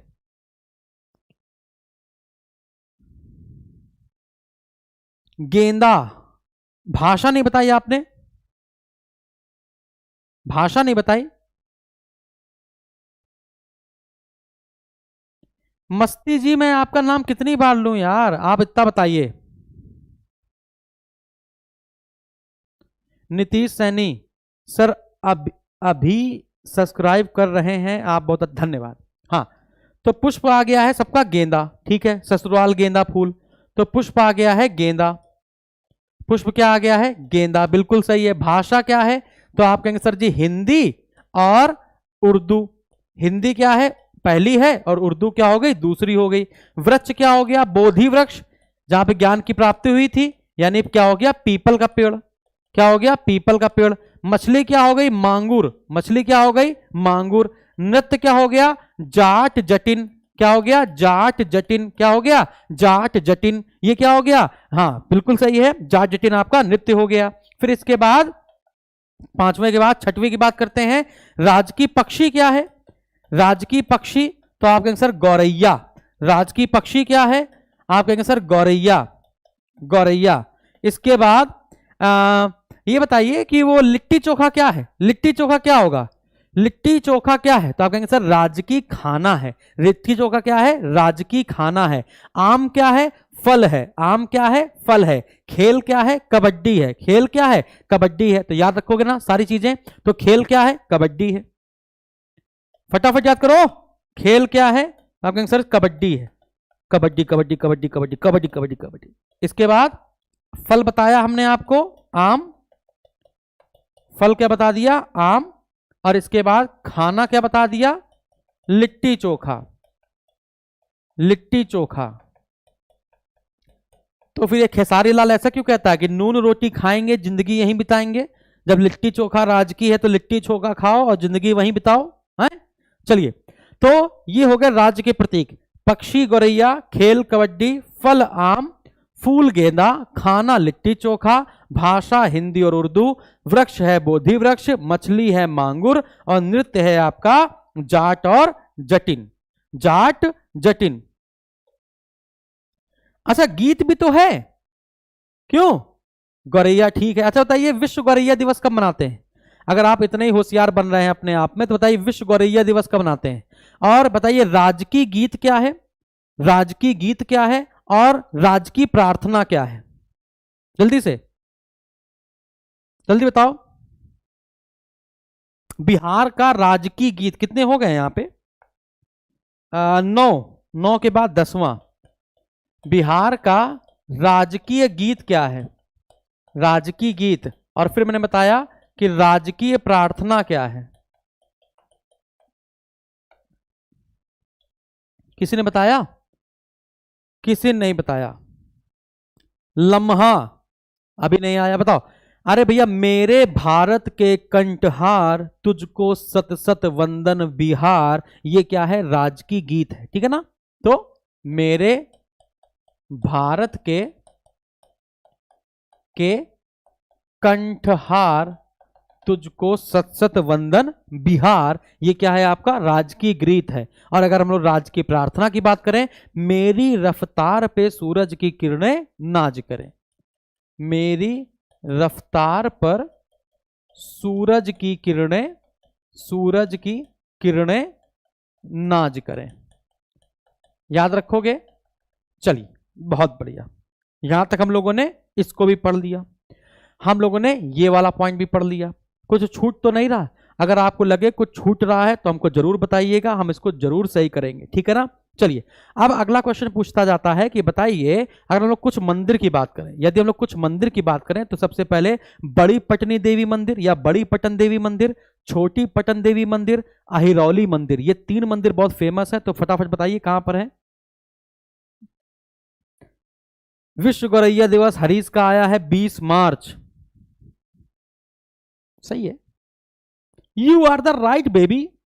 हाँ, लोगों ने लाइक नहीं किया है, लोग तो बहुत सारे जुड़ रहे हैं, बिहार का लगता है अधिकतर लोग आ गए, लेकिन लाइक नहीं कर रहे हैं। लेकिन लाइक कोई बात नहीं, करो ना करो, लेकिन इस वीडियो को, ये पहला वीडियो है भाई बिहार का हमारा, ये बिहार का स्पेशल का पहला वीडियो मैं आपको दे रहा हूं, ठीक है ना। इसमें सिर्फ संक्षिप्त अवलोकन की बात की जा रही है, अभी हम लोग कुछ कठिन नहीं पढ़ा रहे हैं, सिर्फ संक्षिप्त अवलोकन दे रहे हैं, है ना। बिल्कुल, पटन देवी सर पटना में है, बिल्कुल सही बताया। अगर मंदिर की बात करें, अभी हम लोग बहुत सारे मंदिर की बात करेंगे अलग अलग से, अभी सिर्फ संक्षिप्त अवलोकन दे रहे जो इंपॉर्टेंट है ना। अजगबी नाथ मंदिर, अजगबी नाथ मंदिर, ये भी तो पेपर में आता है कि अजगबी नाथ मंदिर कहां पर है ना। तो अजगबी नाथ मंदिर, अहिरौली मंदिर, अजगबी नाथ मंदिर, अहिरौली मंदिर, बड़ी पटन देवी मंदिर, और इसके बाद छोटी पटन देवी मंदिर, अगल बगल भी हैं पटन देवी मंदिर, छोटी पटन देवी मंदिर, बस। तो पटन मतलब हो जाएगा पटना, इनका आंसर बिल्कुल सही बताया आप लोगों ने, सभी लोगों ने आंसर पटना दिया है। सर हम बिहार से हैं, लाइक कर दिए हैं, धन्यवाद, है ना। जिया हो बिहार के लाला, चलिए बिल्कुल सही बताया। अहिरौली मंदिर कहां पर है? तो आप कहेंगे बक्सर में है। अहिरौली मंदिर कहां पर है? बक्सर में है। और बताइए। अजगबी नाथ मंदिर सर हम गए हैं, बिल्कुल गए होंगे। अजगबी नाथ मंदिर कहां पे है? भागलपुर में। अजगबी नाथ मंदिर भागलपुर में है, और अहिरौली मंदिर कहां पर है? तो आप कहेंगे सर बक्सर में है, ठीक है। तो ये वाला पॉइंट भी हो गया, जो इंपॉर्टेंट बातें हैं उनकी बात हम लोगों ने कर लिया। सबसे बड़ा पशुओं का मेला कौन सा है? तो आप कहेंगे सर सोनपुर का मेला है। सोनपुर मेला कैसा है? तो आप कहेंगे सर पशुओं का मेला है। यहां तक हमको बात समझ में आ गई, लेकिन मेले की बात हम लोग अलग करेंगे, कि मेला दिलों का आता है और एक बार आकर चला जाता है। अब हम लोग कुछ बात करते हैं महत्वपूर्ण व्यक्तियों के उपनामों पर, कुछ बात करते हैं महत्वपूर्ण व्यक्तियों के उपनामों पर बात करते हैं, ठीक है। प्रमुख व्यक्तियों के उपनाम, प्रमुख व्यक्ति और उपनाम, प्रमुख व्यक्ति और उनके क्या उपनाम। सबसे पहले देखिएगा, जैसे महावीर स्वामी का जन्म कहां हुआ था? महावीर स्वामी का जो जन्म हुआ था वो वैशाली के कुंडग्राम में हुआ था। कहां हुआ था? वैशाली के कुंडग्राम में हुआ था। और इनको ज्ञान की प्राप्ति कहां हुई थी? ज्ञान की प्राप्ति कहां हुई थी? तो आप कहते हैं सर जी राजगृह में हुई थी। राजगृह में कहां हुई थी? तो आप कहेंगे सर जृंभिक नाम के गांव में हुई थी। जृंभिक नाम के कहां पर हुई थी? गांव में हुई थी। तो राजगृह कहां पड़ेगा? आप कहेंगे सर जी बिहार में पड़ेगा। कहना ये हम चाह रहे हैं कि महावीर स्वामी को किस नाम से जाना जाता है? महावीर स्वामी को बौद्ध ग्रंथों में, याद रखिएगा, महावीर स्वामी को बौद्ध ग्रंथ में कहा जाता है निगंठनाथ पुत्र। बहुत इंपॉर्टेंट बता रहा हूं, तो निगंठनाथ पुत्र बहुत इंपॉर्टेंट बता रहा हूं कि निगंठनाथ पुत्र जो है वो किसका नाम है? बौद्ध ग्रंथों में महावीर स्वामी का नाम है। बौद्ध ग्रंथों में महावीर स्वामी का नाम है। इसका मतलब होता है बंधन रहित। इसका मतलब क्या होता है? बंधन रहित इसका मतलब होता है। क्लियर है? बहुत बढ़िया, बंधन रहित होता है, बिल्कुल बिल्कुल ठीक है, बिल्कुल सही बात है ना। तो ये इंपॉर्टेंट बात थी, हमने आपको यहां पर बता दी कि महावीर स्वामी को निगंठनाथ पुत्र कहते हैं। अब अगली बात करते हैं, है ना, देश रत्न या अजात शत्रु किसे कहते हैं? देश रत्न या अजात शत्रु किसे कहते हैं? देश रत्न या फिर क्या कहते हैं? अजात शत्रु किसे कहते हैं? जल्दी बताओ, देश रत्न या अजात शत्रु। तो आप कहेंगे सर डॉक्टर राजेंद्र प्रसाद को कहते हैं। डॉक्टर राजेंद्र प्रसाद को बहुत पेपर में आता है कि अजात शत्रु किसे कहते हैं, किसके का कोई शत्रु ना हो तो वो हो जाता है अजात शत्रु, यानी डॉक्टर राजेंद्र प्रसाद जी। अगला ये बताओ लोकनायक किसे कहते हैं? लोकनायक तो आप कहेंगे सर जयप्रकाश नारायण को। सिर्फ बिहार के लोगों की बात कर रहे हैं हम लोग यहाँ पर, हम अभी पूरे इतिहास की बात नहीं कर रहे हैं वरना बोर्ड भर जाता है इतनी देर में। तो अभी सिर्फ हम बिहार की बातें करेंगे, ठीक है ना, सिर्फ बिहार की बातें, ठीक है। आगे बढ़ते हैं। ये बताइए बिहार का शेर किसे कहते हैं? अगला बिहार का शेर किसे कहते हैं? ये हो गया, ये हो गया। अगला बिहार का शेर किसे कहते हैं? बिहार का शेर किसे कहते हैं? तो आप कहेंगे सर जी कुंवर सिंह को कहते हैं। बिहार का शेर किसे कहते हैं? तो बिहार का शेर कुंवर सिंह को कहते हैं। क्लियर है। इसके बाद बिहार केसरी किसे कहते हैं? बिहार केसरी किसे कहते हैं? श्री कृष्ण जी को कहते हैं, है ना, श्री कृष्ण सिंह जी को कहते हैं बिहार केसरी। याद रखोगे? अरे वही बिहार केसरी, बिहार के पहले मुख्यमंत्री, याद रखोगे। अच्छा बाबू किसे कहते हैं और बाबू जी किसे कहते हैं? दोनों में अंतर है। बाबू किसे कह रहे हैं और बाबू जी किसे कह रहे हैं? दोनों में अंतर है। बाबू किसे कह रहे हैं और बाबू जी किसे कह रहे हैं? तो बाबू जी कह रहे हैं जगजीवन राम को। किसको कह रहे हैं? जगजीवन राम को, है ना। ये क्या थे? पहले श्रम मंत्री थे। ये क्या थे? पहले श्रम मंत्री थे, है ना। तो प्रथम श्रम मंत्री कौन थे आपके स्वतंत्र भारत के पहले श्रम मंत्री कौन थे? तो आप कहेंगे बाबू जगजीवन राम जी थे। तो बाबू जी कह रहे हैं जगजीवन राम को, और बाबू कौन है? कुंवर सिंह है। और बाबू कौन है? तो आप कहेंगे सर जी कुंवर सिंह है। दोनों में अंतर है, बाबू और बाबू जी में अंतर है। क्लियर है? हाँ कि ना? बिल्कुल बिल्कुल। अच्छा ठीक है, बिहार केसरी हम लोग ने पढ़ लिया। बिहार विभूति बताइए किसे कहते हैं? बिहार विभूति बताइए, बिहार विभूति किसे कहते हैं? और इन्हीं को हम लोग बड़े साहब भी कहते हैं। चलिए इन्हीं को हम लोग क्या कहते हैं? बड़े साहब भी कहते हैं। बिहार विभूति भी कहते हैं और बड़े साहब भी कहते हैं। तो आपका उत्तर क्या आएगा? अनुग्रह नारायण सिन्हा जी को क्या कहते हैं? अनुग्रह नारायण सिन्हा। क्या हो जाएगा आंसर? अनुग्रह नारायण सिन्हा। याद करोगे? बिहार विभूति या बड़े साहब किसे कहेंगे? तो आप कहेंगे अनुग्रह नारायण सिन्हा जी कहेंगे। याद रखोगे? जल्दी बताओ। जस्टिस ऑफ पीस किसे कहते हैं? Justice of peace. एक बच्चा कह रहा है सर बाबा किसे कहते हैं? बेटा बाबा तो नागार्जुन को कहोगे ना। बाबा बेटा नागार्जुन को कहेंगे, नागार्जुन को। जब हम आपको बौद्ध धर्म पढ़ाते या नागार्जुन भारत के आइंस्टीन कहलाते, इनको हम लोग बाबा कहते हैं, ठीक है। बाबा मलंग गांधी जी को कहा जाता है, बाबा मलंग गांधी जी को कहा जाता है, ठीक है ना। जस्टिस ऑफ पीस किसे कहते हैं? Justice of peace Janardan Singh को कहते हैं। किसको कहते हैं? जनार्दन सिंह को कहते हैं जस्टिस ऑफ पीस। लेकिन कहीं मिल नहीं रहा, कहां लिखें? Justice of peace. Justice of peace किसे कहा जाता है? तो आप कहेंगे जस्टिस ऑफ पीस कहा जाता है जनार्दन सिंह को, जनार्दन सिंह को। क्लियर है? बाकी जब हम लोग इतिहास पढ़ रहे होंगे ना, तो इतिहास को और अच्छे से पढ़ लोगे। कांग्रेस तो बहुत प्यारा प्यारा पढ़ रहे होंगे। टेंशन नहीं लेना, जब तक भाई तुम्हारा जिंदा है तब तक तुम्हें सब कुछ रटा कर जाएगा, कुछ भी छोड़ेगा नहीं, ठीक है। इतनी क्लास ले लूंगा अब मैं बिहार की, बस आप लोग सपोर्ट करिए, लाइक करिए, शेयर करिए। जितने ज्यादा बिहार के विद्यार्थी जुड़े रहेंगे, आप विश्वास मानिए गदर काट देंगे। लम्हा तुम काहे डिलीट कर दे रहे हो टेंशन में? लिख कर डिलीट क्यों कर दे रहे हो? टेंशन न लो, हम है ना। चलिए कुछ प्रमुख कृषि विश्वविद्यालय की बात करते हैं। कुछ प्रमुख कृषि विश्वविद्यालय की बात करते हैं। कुछ प्रमुख कृषि विश्वविद्यालय की बात करते हैं, है ना। मैं आपसे क्वेश्चन पूछूंगा और आप उत्तर देंगे। तो पहला बताइए, तिरहुत कृषि कॉलेज कहां पर है? राजेंद्र कृषि विश्वविद्यालय कहां पर? राजेंद्र कृषि विश्वविद्यालय, ये बिहार का पहला कृषि विश्वविद्यालय था, है ना। इसका फैकल्टी ऑफ फॉरेस्ट्री साइंस कहां पर है? फैकल्टी ऑफ फॉरेस्ट्री साइंस कहां पर है? और बिहार कृषि विश्वविद्यालय कहां पर है? बताइए। राजेंद्र कृषि विश्वविद्यालय, राजेंद्र कृषि विश्वविद्यालय कहां पर है? पहला। तिरहुत कृषि कॉलेज कहां पर है? तीसरा, फैकल्टी ऑफ फॉरेस्ट्री साइंस कहां पर है ना। और एक और बता दीजिए, एक और लास्ट।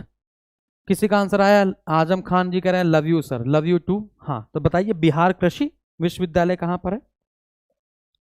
बिहार कृषि विश्वविद्यालय बिहार कृषि विश्वविद्यालय। जितना जितना हमको आ रहा है उतना उतना भी मैं पढ़ा दे रहा हूँ, जितना जितना मैं आपको पढ़ा रहा हूँ उतना उतना पढ़ लीजिएगा, और बाकी हम लोग 1 बाय 1 करके, मैं तो बस आज ये देखने आया हूँ कि आपका कितना प्यार मिल सकता है। आज की क्लास में, इस पहली क्लास में मैं सिर्फ ये देखने आया हूं कि कितने लोग हमें प्यार करते हैं, बिहार के कितने विद्यार्थी हमारे एसएसजी गुरुकुल यूट्यूब चैनल पर जुड़े हुए हैं, जिनको लगता है कि ये सर चलाएंगे तो बस धुआं धुआं उड़ जाएगा, क्योंकि जब हम चलाते हैं तो फिर गदर ही काटते हैं। छपरा में नहीं है बेटा, राजेंद्र कृषि जो है ये पूसा पहला विश्वविद्यालय है ना, पूसा पूसा याद आ रहा है, समस्तीपुर, समस्तीपुर। हाँ, तिरहुत कहां पर होगा, मुजफ्फरपुर। तिरहुत कहां पर होगा, Muzaffarpur, Muzaffarpur. Faculty of forestry science Samastipur. और बिहार कृषि विश्वविद्यालय कहां पर होगा, साबौर। बिल्कुल सही है, साबौर उत्तर भी आ गया। अगर आप सर पढ़ा दोगे तब अब की बार पक्का सिलेक्ट हो जाएंगे। हाँ बिल्कुल, चलिए साबौर भागलपुर।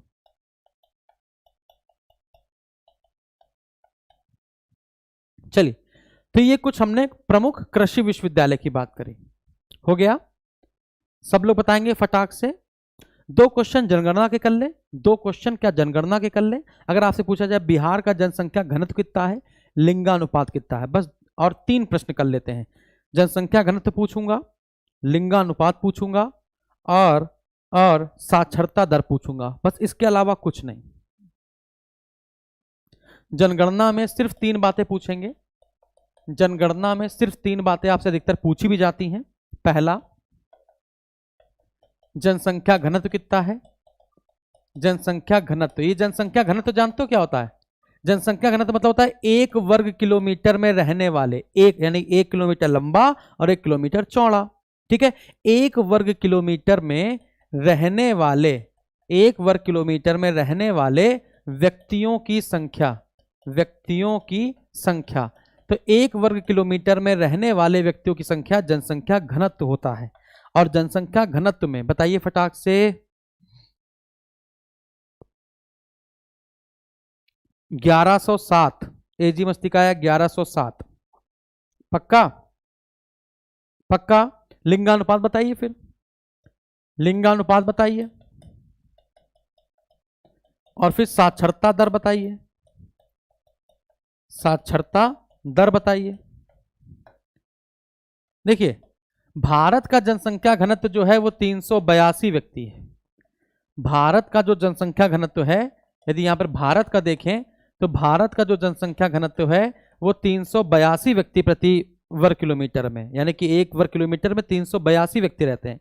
अगर लिंगानुपात की बात करें तो 943 महिलाएं 1000 पुरुषों पर है, 943 महिलाएं 1000 पुरुषों पर है।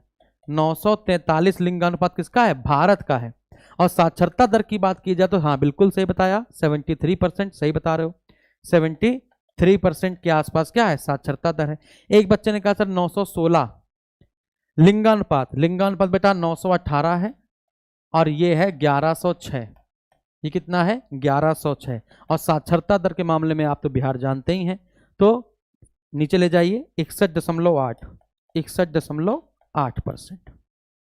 बस 3 प्रश्न हमने आपको बताए, और यही 3 प्रश्न आप याद कर सकते हैं। अब थोड़ा सा वन रिपोर्ट देखते हैं, वन रिपोर्ट, वन रिपोर्ट, और वो भी ताजा वाली देखते हैं, 2021 वाली देखते हैं, ठीक है। वन रिपोर्ट 2021 वाली कि 2023 वाली, वन रिपोर्ट किसकी देखोगे, 2021 वाली देखोगे, 2023 वाली देखोगे, जल्दी बताओ। चलो वन रिपोर्ट को हम लोग बाद में पढ़ लेंगे, ठीक है ना, वन रिपोर्ट को हम लोग बाद में पढ़ लेंगे, जब लेटेस्ट आएगी तो और पढ़ लेंगे, ठीक है ना। चलिए आगे बढ़ा जाए, अगली बात की जाए कि आज के लिए इतना काफी है। आगे पढ़ने का मन है बेटा, जल्दी बताओ। अगर आपका पढ़ने का मन है तो मैं आपको पढ़ाऊंगा, अगर नहीं पढ़ने का मन है तो फिर छुट्टी कर देंगे। कितने लोग कह रहे हैं सर और पढ़ा दीजिए, वैसे 1 घंटा 15 मिनट की क्लास है, अगर आप कहेंगे तो इसको 15 मिनट पढ़ा के हम लोग 1.5 घंटे कर सकते हैं, जैसा बताइए। यदि आप पढ़ने के मूड से हैं, अदरवाइज रिवीजन करवा दें, जितना पढ़ाया था उसी का रिवीजन करवा दें।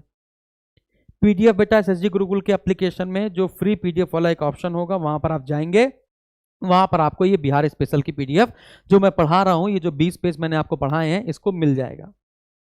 ठीक है ना, टेंशन नहीं लेने का। एक बच्चा कह रहा है कि और पढ़ाइए, अधिकतर लोग का आंसर आ रहा है और पढ़ाइए और पढ़ाइए, सभी लोग करें और पढ़ाइए, अधिकतर लोग का आंसर है। Thank you very much sir. कितने दिन में कंप्लीट हो जाएगा एक जिंदगी? अच्छा अब देखो फटाफट से लोग आंसर कर रहे हैं। हम सोचे यार लोग ही नहीं है क्या, इतने लोग दिखा रहा है तो 250-300 लोग दिखा रहा है, लेकिन है नहीं क्या, सभी लोग हैं। ठीक है, अब वो कह रहा है सर आगे आगे आगे, चलो आगे कराएं। तो हम लोग थोड़ी सी बात कर लेते हैं जलप्रपात की। किसकी बात कर लेते हैं? जलप्रपात की बात कर लेते हैं। और या फिर हम लोग बात कर लेते हैं किसकी? जलकुंड की। जलकुंड पढ़ लेते हैं, ज्यादा सही रहेगा, है ना। महत्वपूर्ण जलकुंड जानते हो? जलकुंड, अरे जलकुंड जानते हो ना, है ना। कुंड कुंड तालाब, समझ में आ गया। तो थोड़ी सी बात कर लेते हैं जलकुंड की, जलकुंड की, जलकुंड की। ठीक है ना, जलकुंड। ये बताइए बिहार का सबसे गर्म जलकुंड कौन सा है? बताइए बिहार का सर्वाधिक गर्म जलकुंड कौन सा है? देखते हैं किसको किसको पता है सर्वाधिक सबसे गर्म जलकुंड कहां का है। और हम आपको जलकुंड लिख रहे हैं और आप हमको बताएंगे कौन सा जलकुंड कहां पर है। पहला ब्रह्मकुंड, सूर्यकुंड, ऋषिकुंड, बताइएगा। ब्रह्मकुंड, सूर्यकुंड। अभी मैं आपसे वो लूंगा अटेंडेंस, जब मैं अटेंडेंस लूंगा तो सभी लोग को यस सर बोलना है, जितने भी बच्चे होंगे वो सब लोग यस सर बोलेंगे। ठीक है ना। तो पूछा जाए तो ब्रह्मकुंड हो जाएगा, सूर्यकुंड हो जाएगा, सप्तधारा, सप्तधारा कुंड भी लगा सकते हो या सप्तधरवा भी कह सकते हैं। ठीक है ना। तो सप्तधारा कुंड या सप्तधरवा कुंड कहते हैं, सप्तधरवा कुंड तुम लोग ज्यादा अच्छे जानते होगे अगर वहां रहते होगे तो। और मखदूम कुंड, मखदूम कुंड। ठीक है ना। ये बताइए तो सबसे गर्म किसी का आंसर आया नहीं अभी? सबसे गर्म सर राजगीर में है, लेकिन कौन सा है ये नहीं पता, कोई बात नहीं। सबसे गर्म कुंड है आपका ब्रह्मकुंड, ब्रह्मकुंड, सूर्यकुंड, सप्तधरवा कुंड और क्या आपका मखदूम कुंड। ये चारों कुंड आपके राजगीर में है। ये सारे के सारे कुंड कहां पर हैं? राजगीर में है। इसके अलावा ऋषि, गोमुख, लक्ष्मण, इसके अलावा ऋषि कुंड,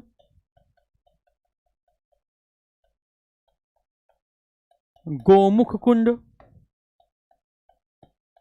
गोमुख कुंड,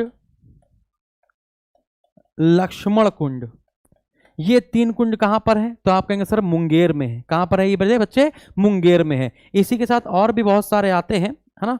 सर राजगीर में एक और है, कौन सा? राजगीर में कौन सा है? ब्रह्मकुंड है, सूर्यकुंड है, सप्तधरवा है, मखदूम है। हाँ एक रह गया था नानक कुंड। ठीक है ना, एक और भी रह गया है नानक कुंड, नानक कुंड। ठीक है ना। तो ठीक है तुम लोगों ने सही बताया, नानक कुंड रह गया है। पेड बैच वाले बच्चे थोड़े से होशियार हैं, क्यों? सर कह रहे हैं सर एक कुंड रह गया है उसमें से। हाँ तो चलिए ठीक ठीक ठीक, नानक कुंड। तो नानक कुंड भी कहां पर है? राजगीर में है। बाकी सीता कुंड, रामेश्वर कुंड, सीता कुंड, रामेश्वर कुंड, है ना, लक्ष्मीश्वर कुंड, लक्ष्मीश्वर कुंड, है ना। ये सारे के सारे याद रखिएगा, नानक, मखदूम, सप्तधरवा, सूर्य और ब्रह्म, ये सारे कहां पर हैं? आपके सर राजगीर में है। ये सब आपके कहां पर हैं? राजगीर में। और बाकी जो हमने आपको बताए हैं, चाहे वो ऋषि कुंड हो, चाहे लक्ष्मीश्वर कुंड हो, चाहे गोमुख कुंड हो, लक्ष्मण कुंड हो, या फिर सीता कुंड हो, या फिर रामेश्वर कुंड हो, बात समझ में आ रही है? या फिर भरारी कुंड हो, या फिर एक और भरारी कुंड हो, भरारी कुंड हो, है ना। ये सब आपके कहां पर हैं? तो आप कहेंगे मुंगेर में है। ये सब आपके कहां पर हैं? तो ये सब आपके कहां पर हैं? तो आप कहेंगे सर जी मुंगेर में है। ये सब आपके कहां पर हैं? तो आप कहेंगे सर मुंगेर में है। क्लियर है। एक काम करते हैं, इसको यहां से रफ कर देते हैं, वरना आप सोचेंगे सर राजगीर इसका तो नहीं कहीं। हाँ तो ये सब कहां पर हैं? तो ये सब आपके राजगीर में है। डन। बाकी सर मुंगेर में है, गया में है सीता कुंड, नहीं मुंगेर में शायद। डन। अब मेरे हिसाब से लगता है कि आज इतना काफी है, आगे बढ़े। आगे बढ़े बेटा। जलप्रपात जो झरना है वो हम आपको बाद में पढ़ा देंगे। जलप्रपात जैसे तलहार हो गया, करकटगढ़ हो गया, ककोलत हो गया, माझर हो गया, धुआं हो गया, कशिश वाटर जलप्रपात हो गया। तो इसको जलप्रपात को हम अगली क्लास में ले लेंगे, है ना। कहो तो 10 मिनट है, हम लोग झील पढ़ सकते हैं। झील, झील, प्रमुख झीलें, प्रमुख झील, प्रमुख झील, ठीक है ना। तो जितनी आपको झीलें आती फटाफट, कहते नहीं गन लगा के जब पूछा जाता बताओ तुम्हें क्या आता है, फटाफट से बोलने का।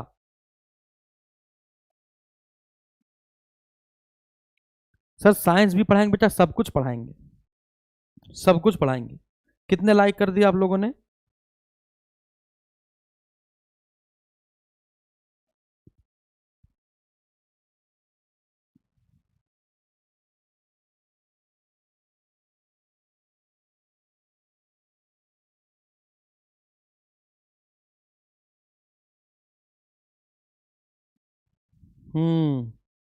ठीक है, ठीक है बेटा। एक बच्चे ने कहा सर सीताकुंड गया में है, तो यहाँ पे इसको गया कर लेते हैं, ठीक है ना। हाँ सीताकुंड गया में है, इसकी पौराणिक कथाएं भी है बहुत सारी। चलिए तो सीताकुंड के यहाँ से मिटा देते हैं। लम्हा जी धन्यवाद। सीताकुंड, सीताकुंड कहाँ पर है? सीताकुंड हो गया गया में, ठीक है, थैंक यू वेरी मच। हाँ झील पर आते हैं।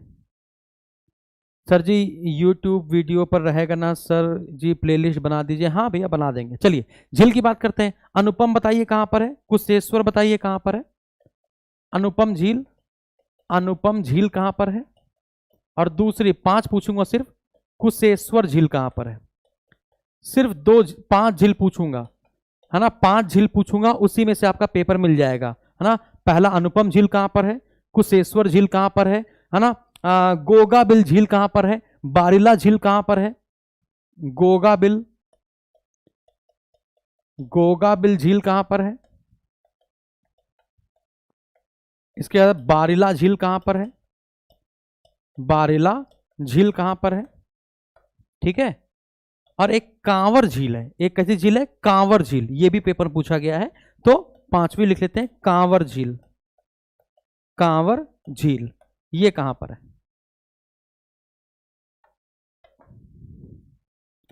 दरभंगा है, कुशेश्वर दरभंगा में है, बिल्कुल सही है।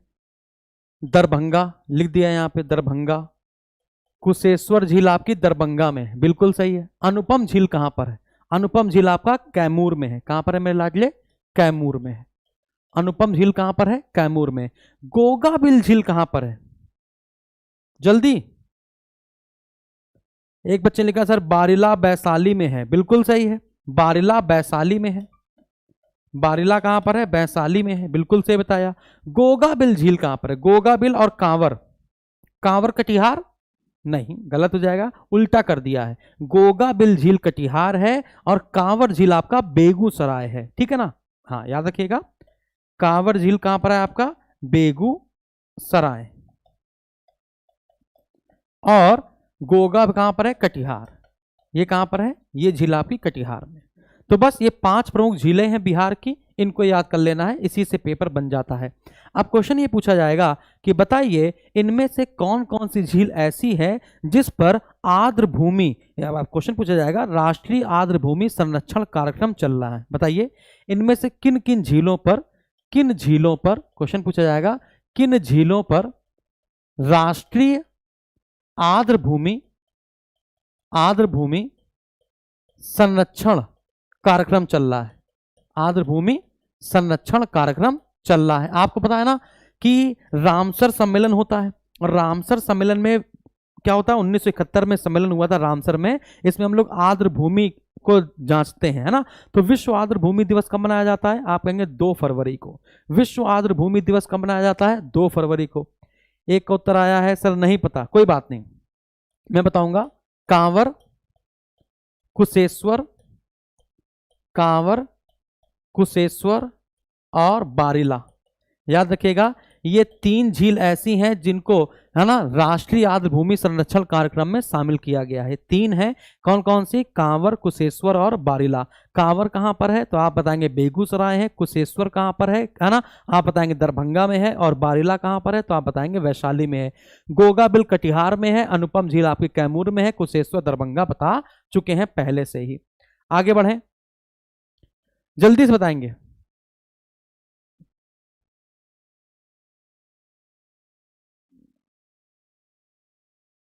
रामसर झील, हाँ बिल्कुल सही है।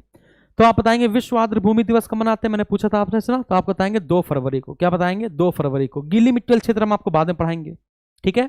चलिए, कितने कितने मिनट बचे हुए हैं, कोई बताएगा? घड़ी तो हम पहने हैं। हम लोग के पास 6 मिनट बचे हुए हैं। इस 6 मिनट में हम लोग क्या पढ़ सकते हैं? इस 6 मिनट में हम लोग क्या पढ़ सकते हैं? नदी परियोजना। इस 6 मिनट में हम लोग क्या पढ़ सकते हैं? नदी परियोजना, है ना। सोन, कोसी, बाणसागर। आपको सिर्फ ये बताना है कि जो सोन नदी, आपको सिर्फ इतना बताना है कि जो सोन नदी परियोजना है वो किस नदी पर बनी है और उसमें कितने क्षेत्र शामिल है, यानी कौन कौन से राज्य शामिल है। यदि बिहार ने नेपाल के साथ संयुक्त परियोजना बनाई है, या उत्तर प्रदेश के साथ बनाई है, या मध्य प्रदेश के साथ बनाई है, तो आपको राज्य क्षेत्र बताने हैं। नाम से तो आप पता चल जाएगा। कोसी परियोजना कोसी नदी पर चलेगी। गंडक परियोजना गंडक नदी पर चलेगी। सोन नदी परियोजना सोन पर चलेगी, है ना। बाणसागर परियोजना सोन नदी पर चलेगी, तो पता है हम लोगों को, ठीक है ना। गंडक परियोजना, तो आपको तो ये तो पता है कि कौन सी परियोजना किस नदी पर है। तो बाणसागर सोन नदी पर है, सोन नदी पर परियोजना है, और कोसी कोसी नदी पर चल रही परियोजना है, और गंडक गंडक नदी पर चल रही परियोजना है। तो कौन कौन शामिल है? तो नदी परियोजना, जो सोन नदी परियोजना है वो सिर्फ और सिर्फ ये परियोजना में अकेले बिहार शामिल है। याद रखिएगा, इस परियोजना में सिर्फ और सिर्फ बिहार शामिल है और कोई नहीं। जबकि गंडक परियोजना में बिहार नेपाल शामिल है, गंडक परियोजना में बिहार नेपाल शामिल है, और कोसी परियोजना में बिहार नेपाल शामिल है। तो याद रखिएगा, गंडक जो परियोजना है वो बिहार सरकार और, है ना, क्या मेरे बच्चे, नेपाल देश के द्वारा चलाई जा रही संयुक्त परियोजना है। और कोसी भी क्या है? बिहार और नेपाल द्वारा चलाई जा रही संयुक्त परियोजना है। लेकिन जो बाणसागर परियोजना है वो किसके द्वारा चलाई जा रही है? तो आप कहेंगे सर जी बिहार भी शामिल है इसमें, उत्तर प्रदेश भी शामिल है, और मध्य प्रदेश भी शामिल है। याद रखोगे? बताइए जल्दी से, याद रखोगे? तो बिहार, उत्तर प्रदेश और मध्य प्रदेश, ये 3 लोग शामिल हैं किसमें? बाणसागर परियोजना में। कौन सी परियोजना में? बाणसागर परियोजना में। तो ये 4 नदी परियोजना याद हुई। सर आपसे जीएस पढ़ने के बाद किसी के पास कोई क्वेश्चन का उत्तर नहीं रह जाएगा। धन्यवाद भैया, धन्यवाद धन्यवाद। बस ऐसे बोलते रहना है आप लोगों को, मैं सब कुछ पढ़ा डालूंगा आपको, ठीक है, सब कुछ पढ़ा डालूंगा।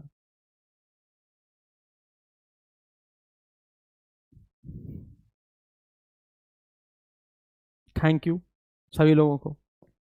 तो अब फाइनली हम लोग छुट्टी करते हैं, क्योंकि अभी पढ़ाने के लिए बहुत कुछ है।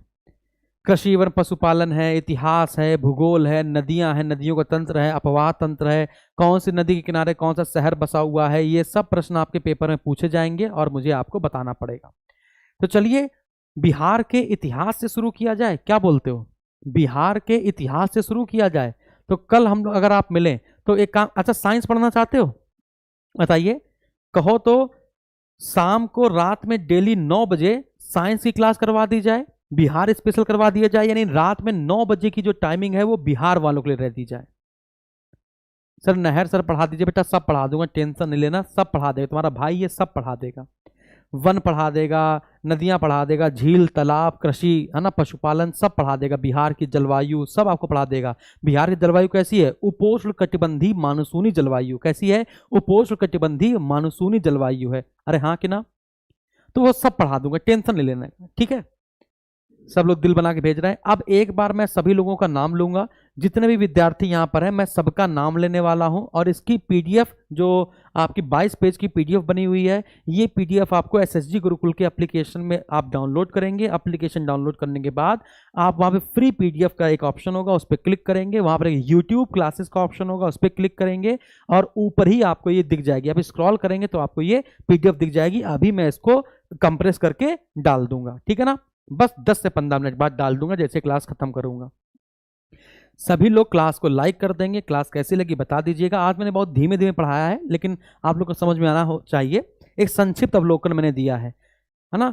कल आप 9 बजे मिलेंगे। कल आपको साइंस की क्लास चलेगी। कल मनोज सर बिहार कांस्टेबल या बिहार पुलिस के लिए या बिहार दरोगा के लिए, बिहार शिक्षक भर्ती के लिए, बिहार की सभी परीक्षाओं के लिए कल 9 बजे आपकी साइंस की क्लास चलेगी और उसमें सर आपको पढ़ाएंगे ग्लैंड एंड हार्मोन्स और उसकी पीडीएफ भी आपको वहीं पर मिल जाएगी। और ये क्लास आपकी कल भी चलेगी, परसों चलेगी और बहुत अच्छे लेवल से धीमे धीमे पढ़ाया जाएगा। जो बच्चे बिल्कुल तैयारी नहीं कर रहे हैं, इंटर पास करके आए हैं, उन सभी लोगों के लिए। तो अब एक बार नाम ले लेते हैं। शिवम कुमार, महक मिश्रा, सत्य प्रकाश, लम्हा जी, जया ठाकुर, कौशिक राज, द डॉक्टर, आदर्श, है ना, राहुल, चौबे जी, संदीप, है ना, विशेष परिहार, कौशल, है ना, चंद्रमा ने, चरण प्रताप, है ना, एजी मुंशी और हिमांशु पाल, सतवेंद्र सिंह, अंशु, आशिक आपने, ये कौन सा नाम है, ठीक है ना, R K Vishwakarma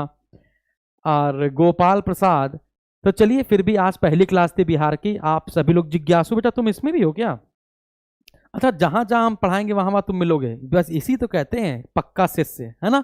study point, UP study point, Sandeep Chaudhary, Bihar ji के 9 PM। हाँ, बिहार जी के 9 PM पर कल साइंस की क्लास चलेगी, इसके बाद बिहार। अभी तो मैंने आपको आज ये पढ़ा दिया। अच्छा, आप थ्योरी बेसिस पे क्लास पूरी पढ़ना चाहते हो कि आप ऑब्जेक्टिव पढ़ना चाहते हो?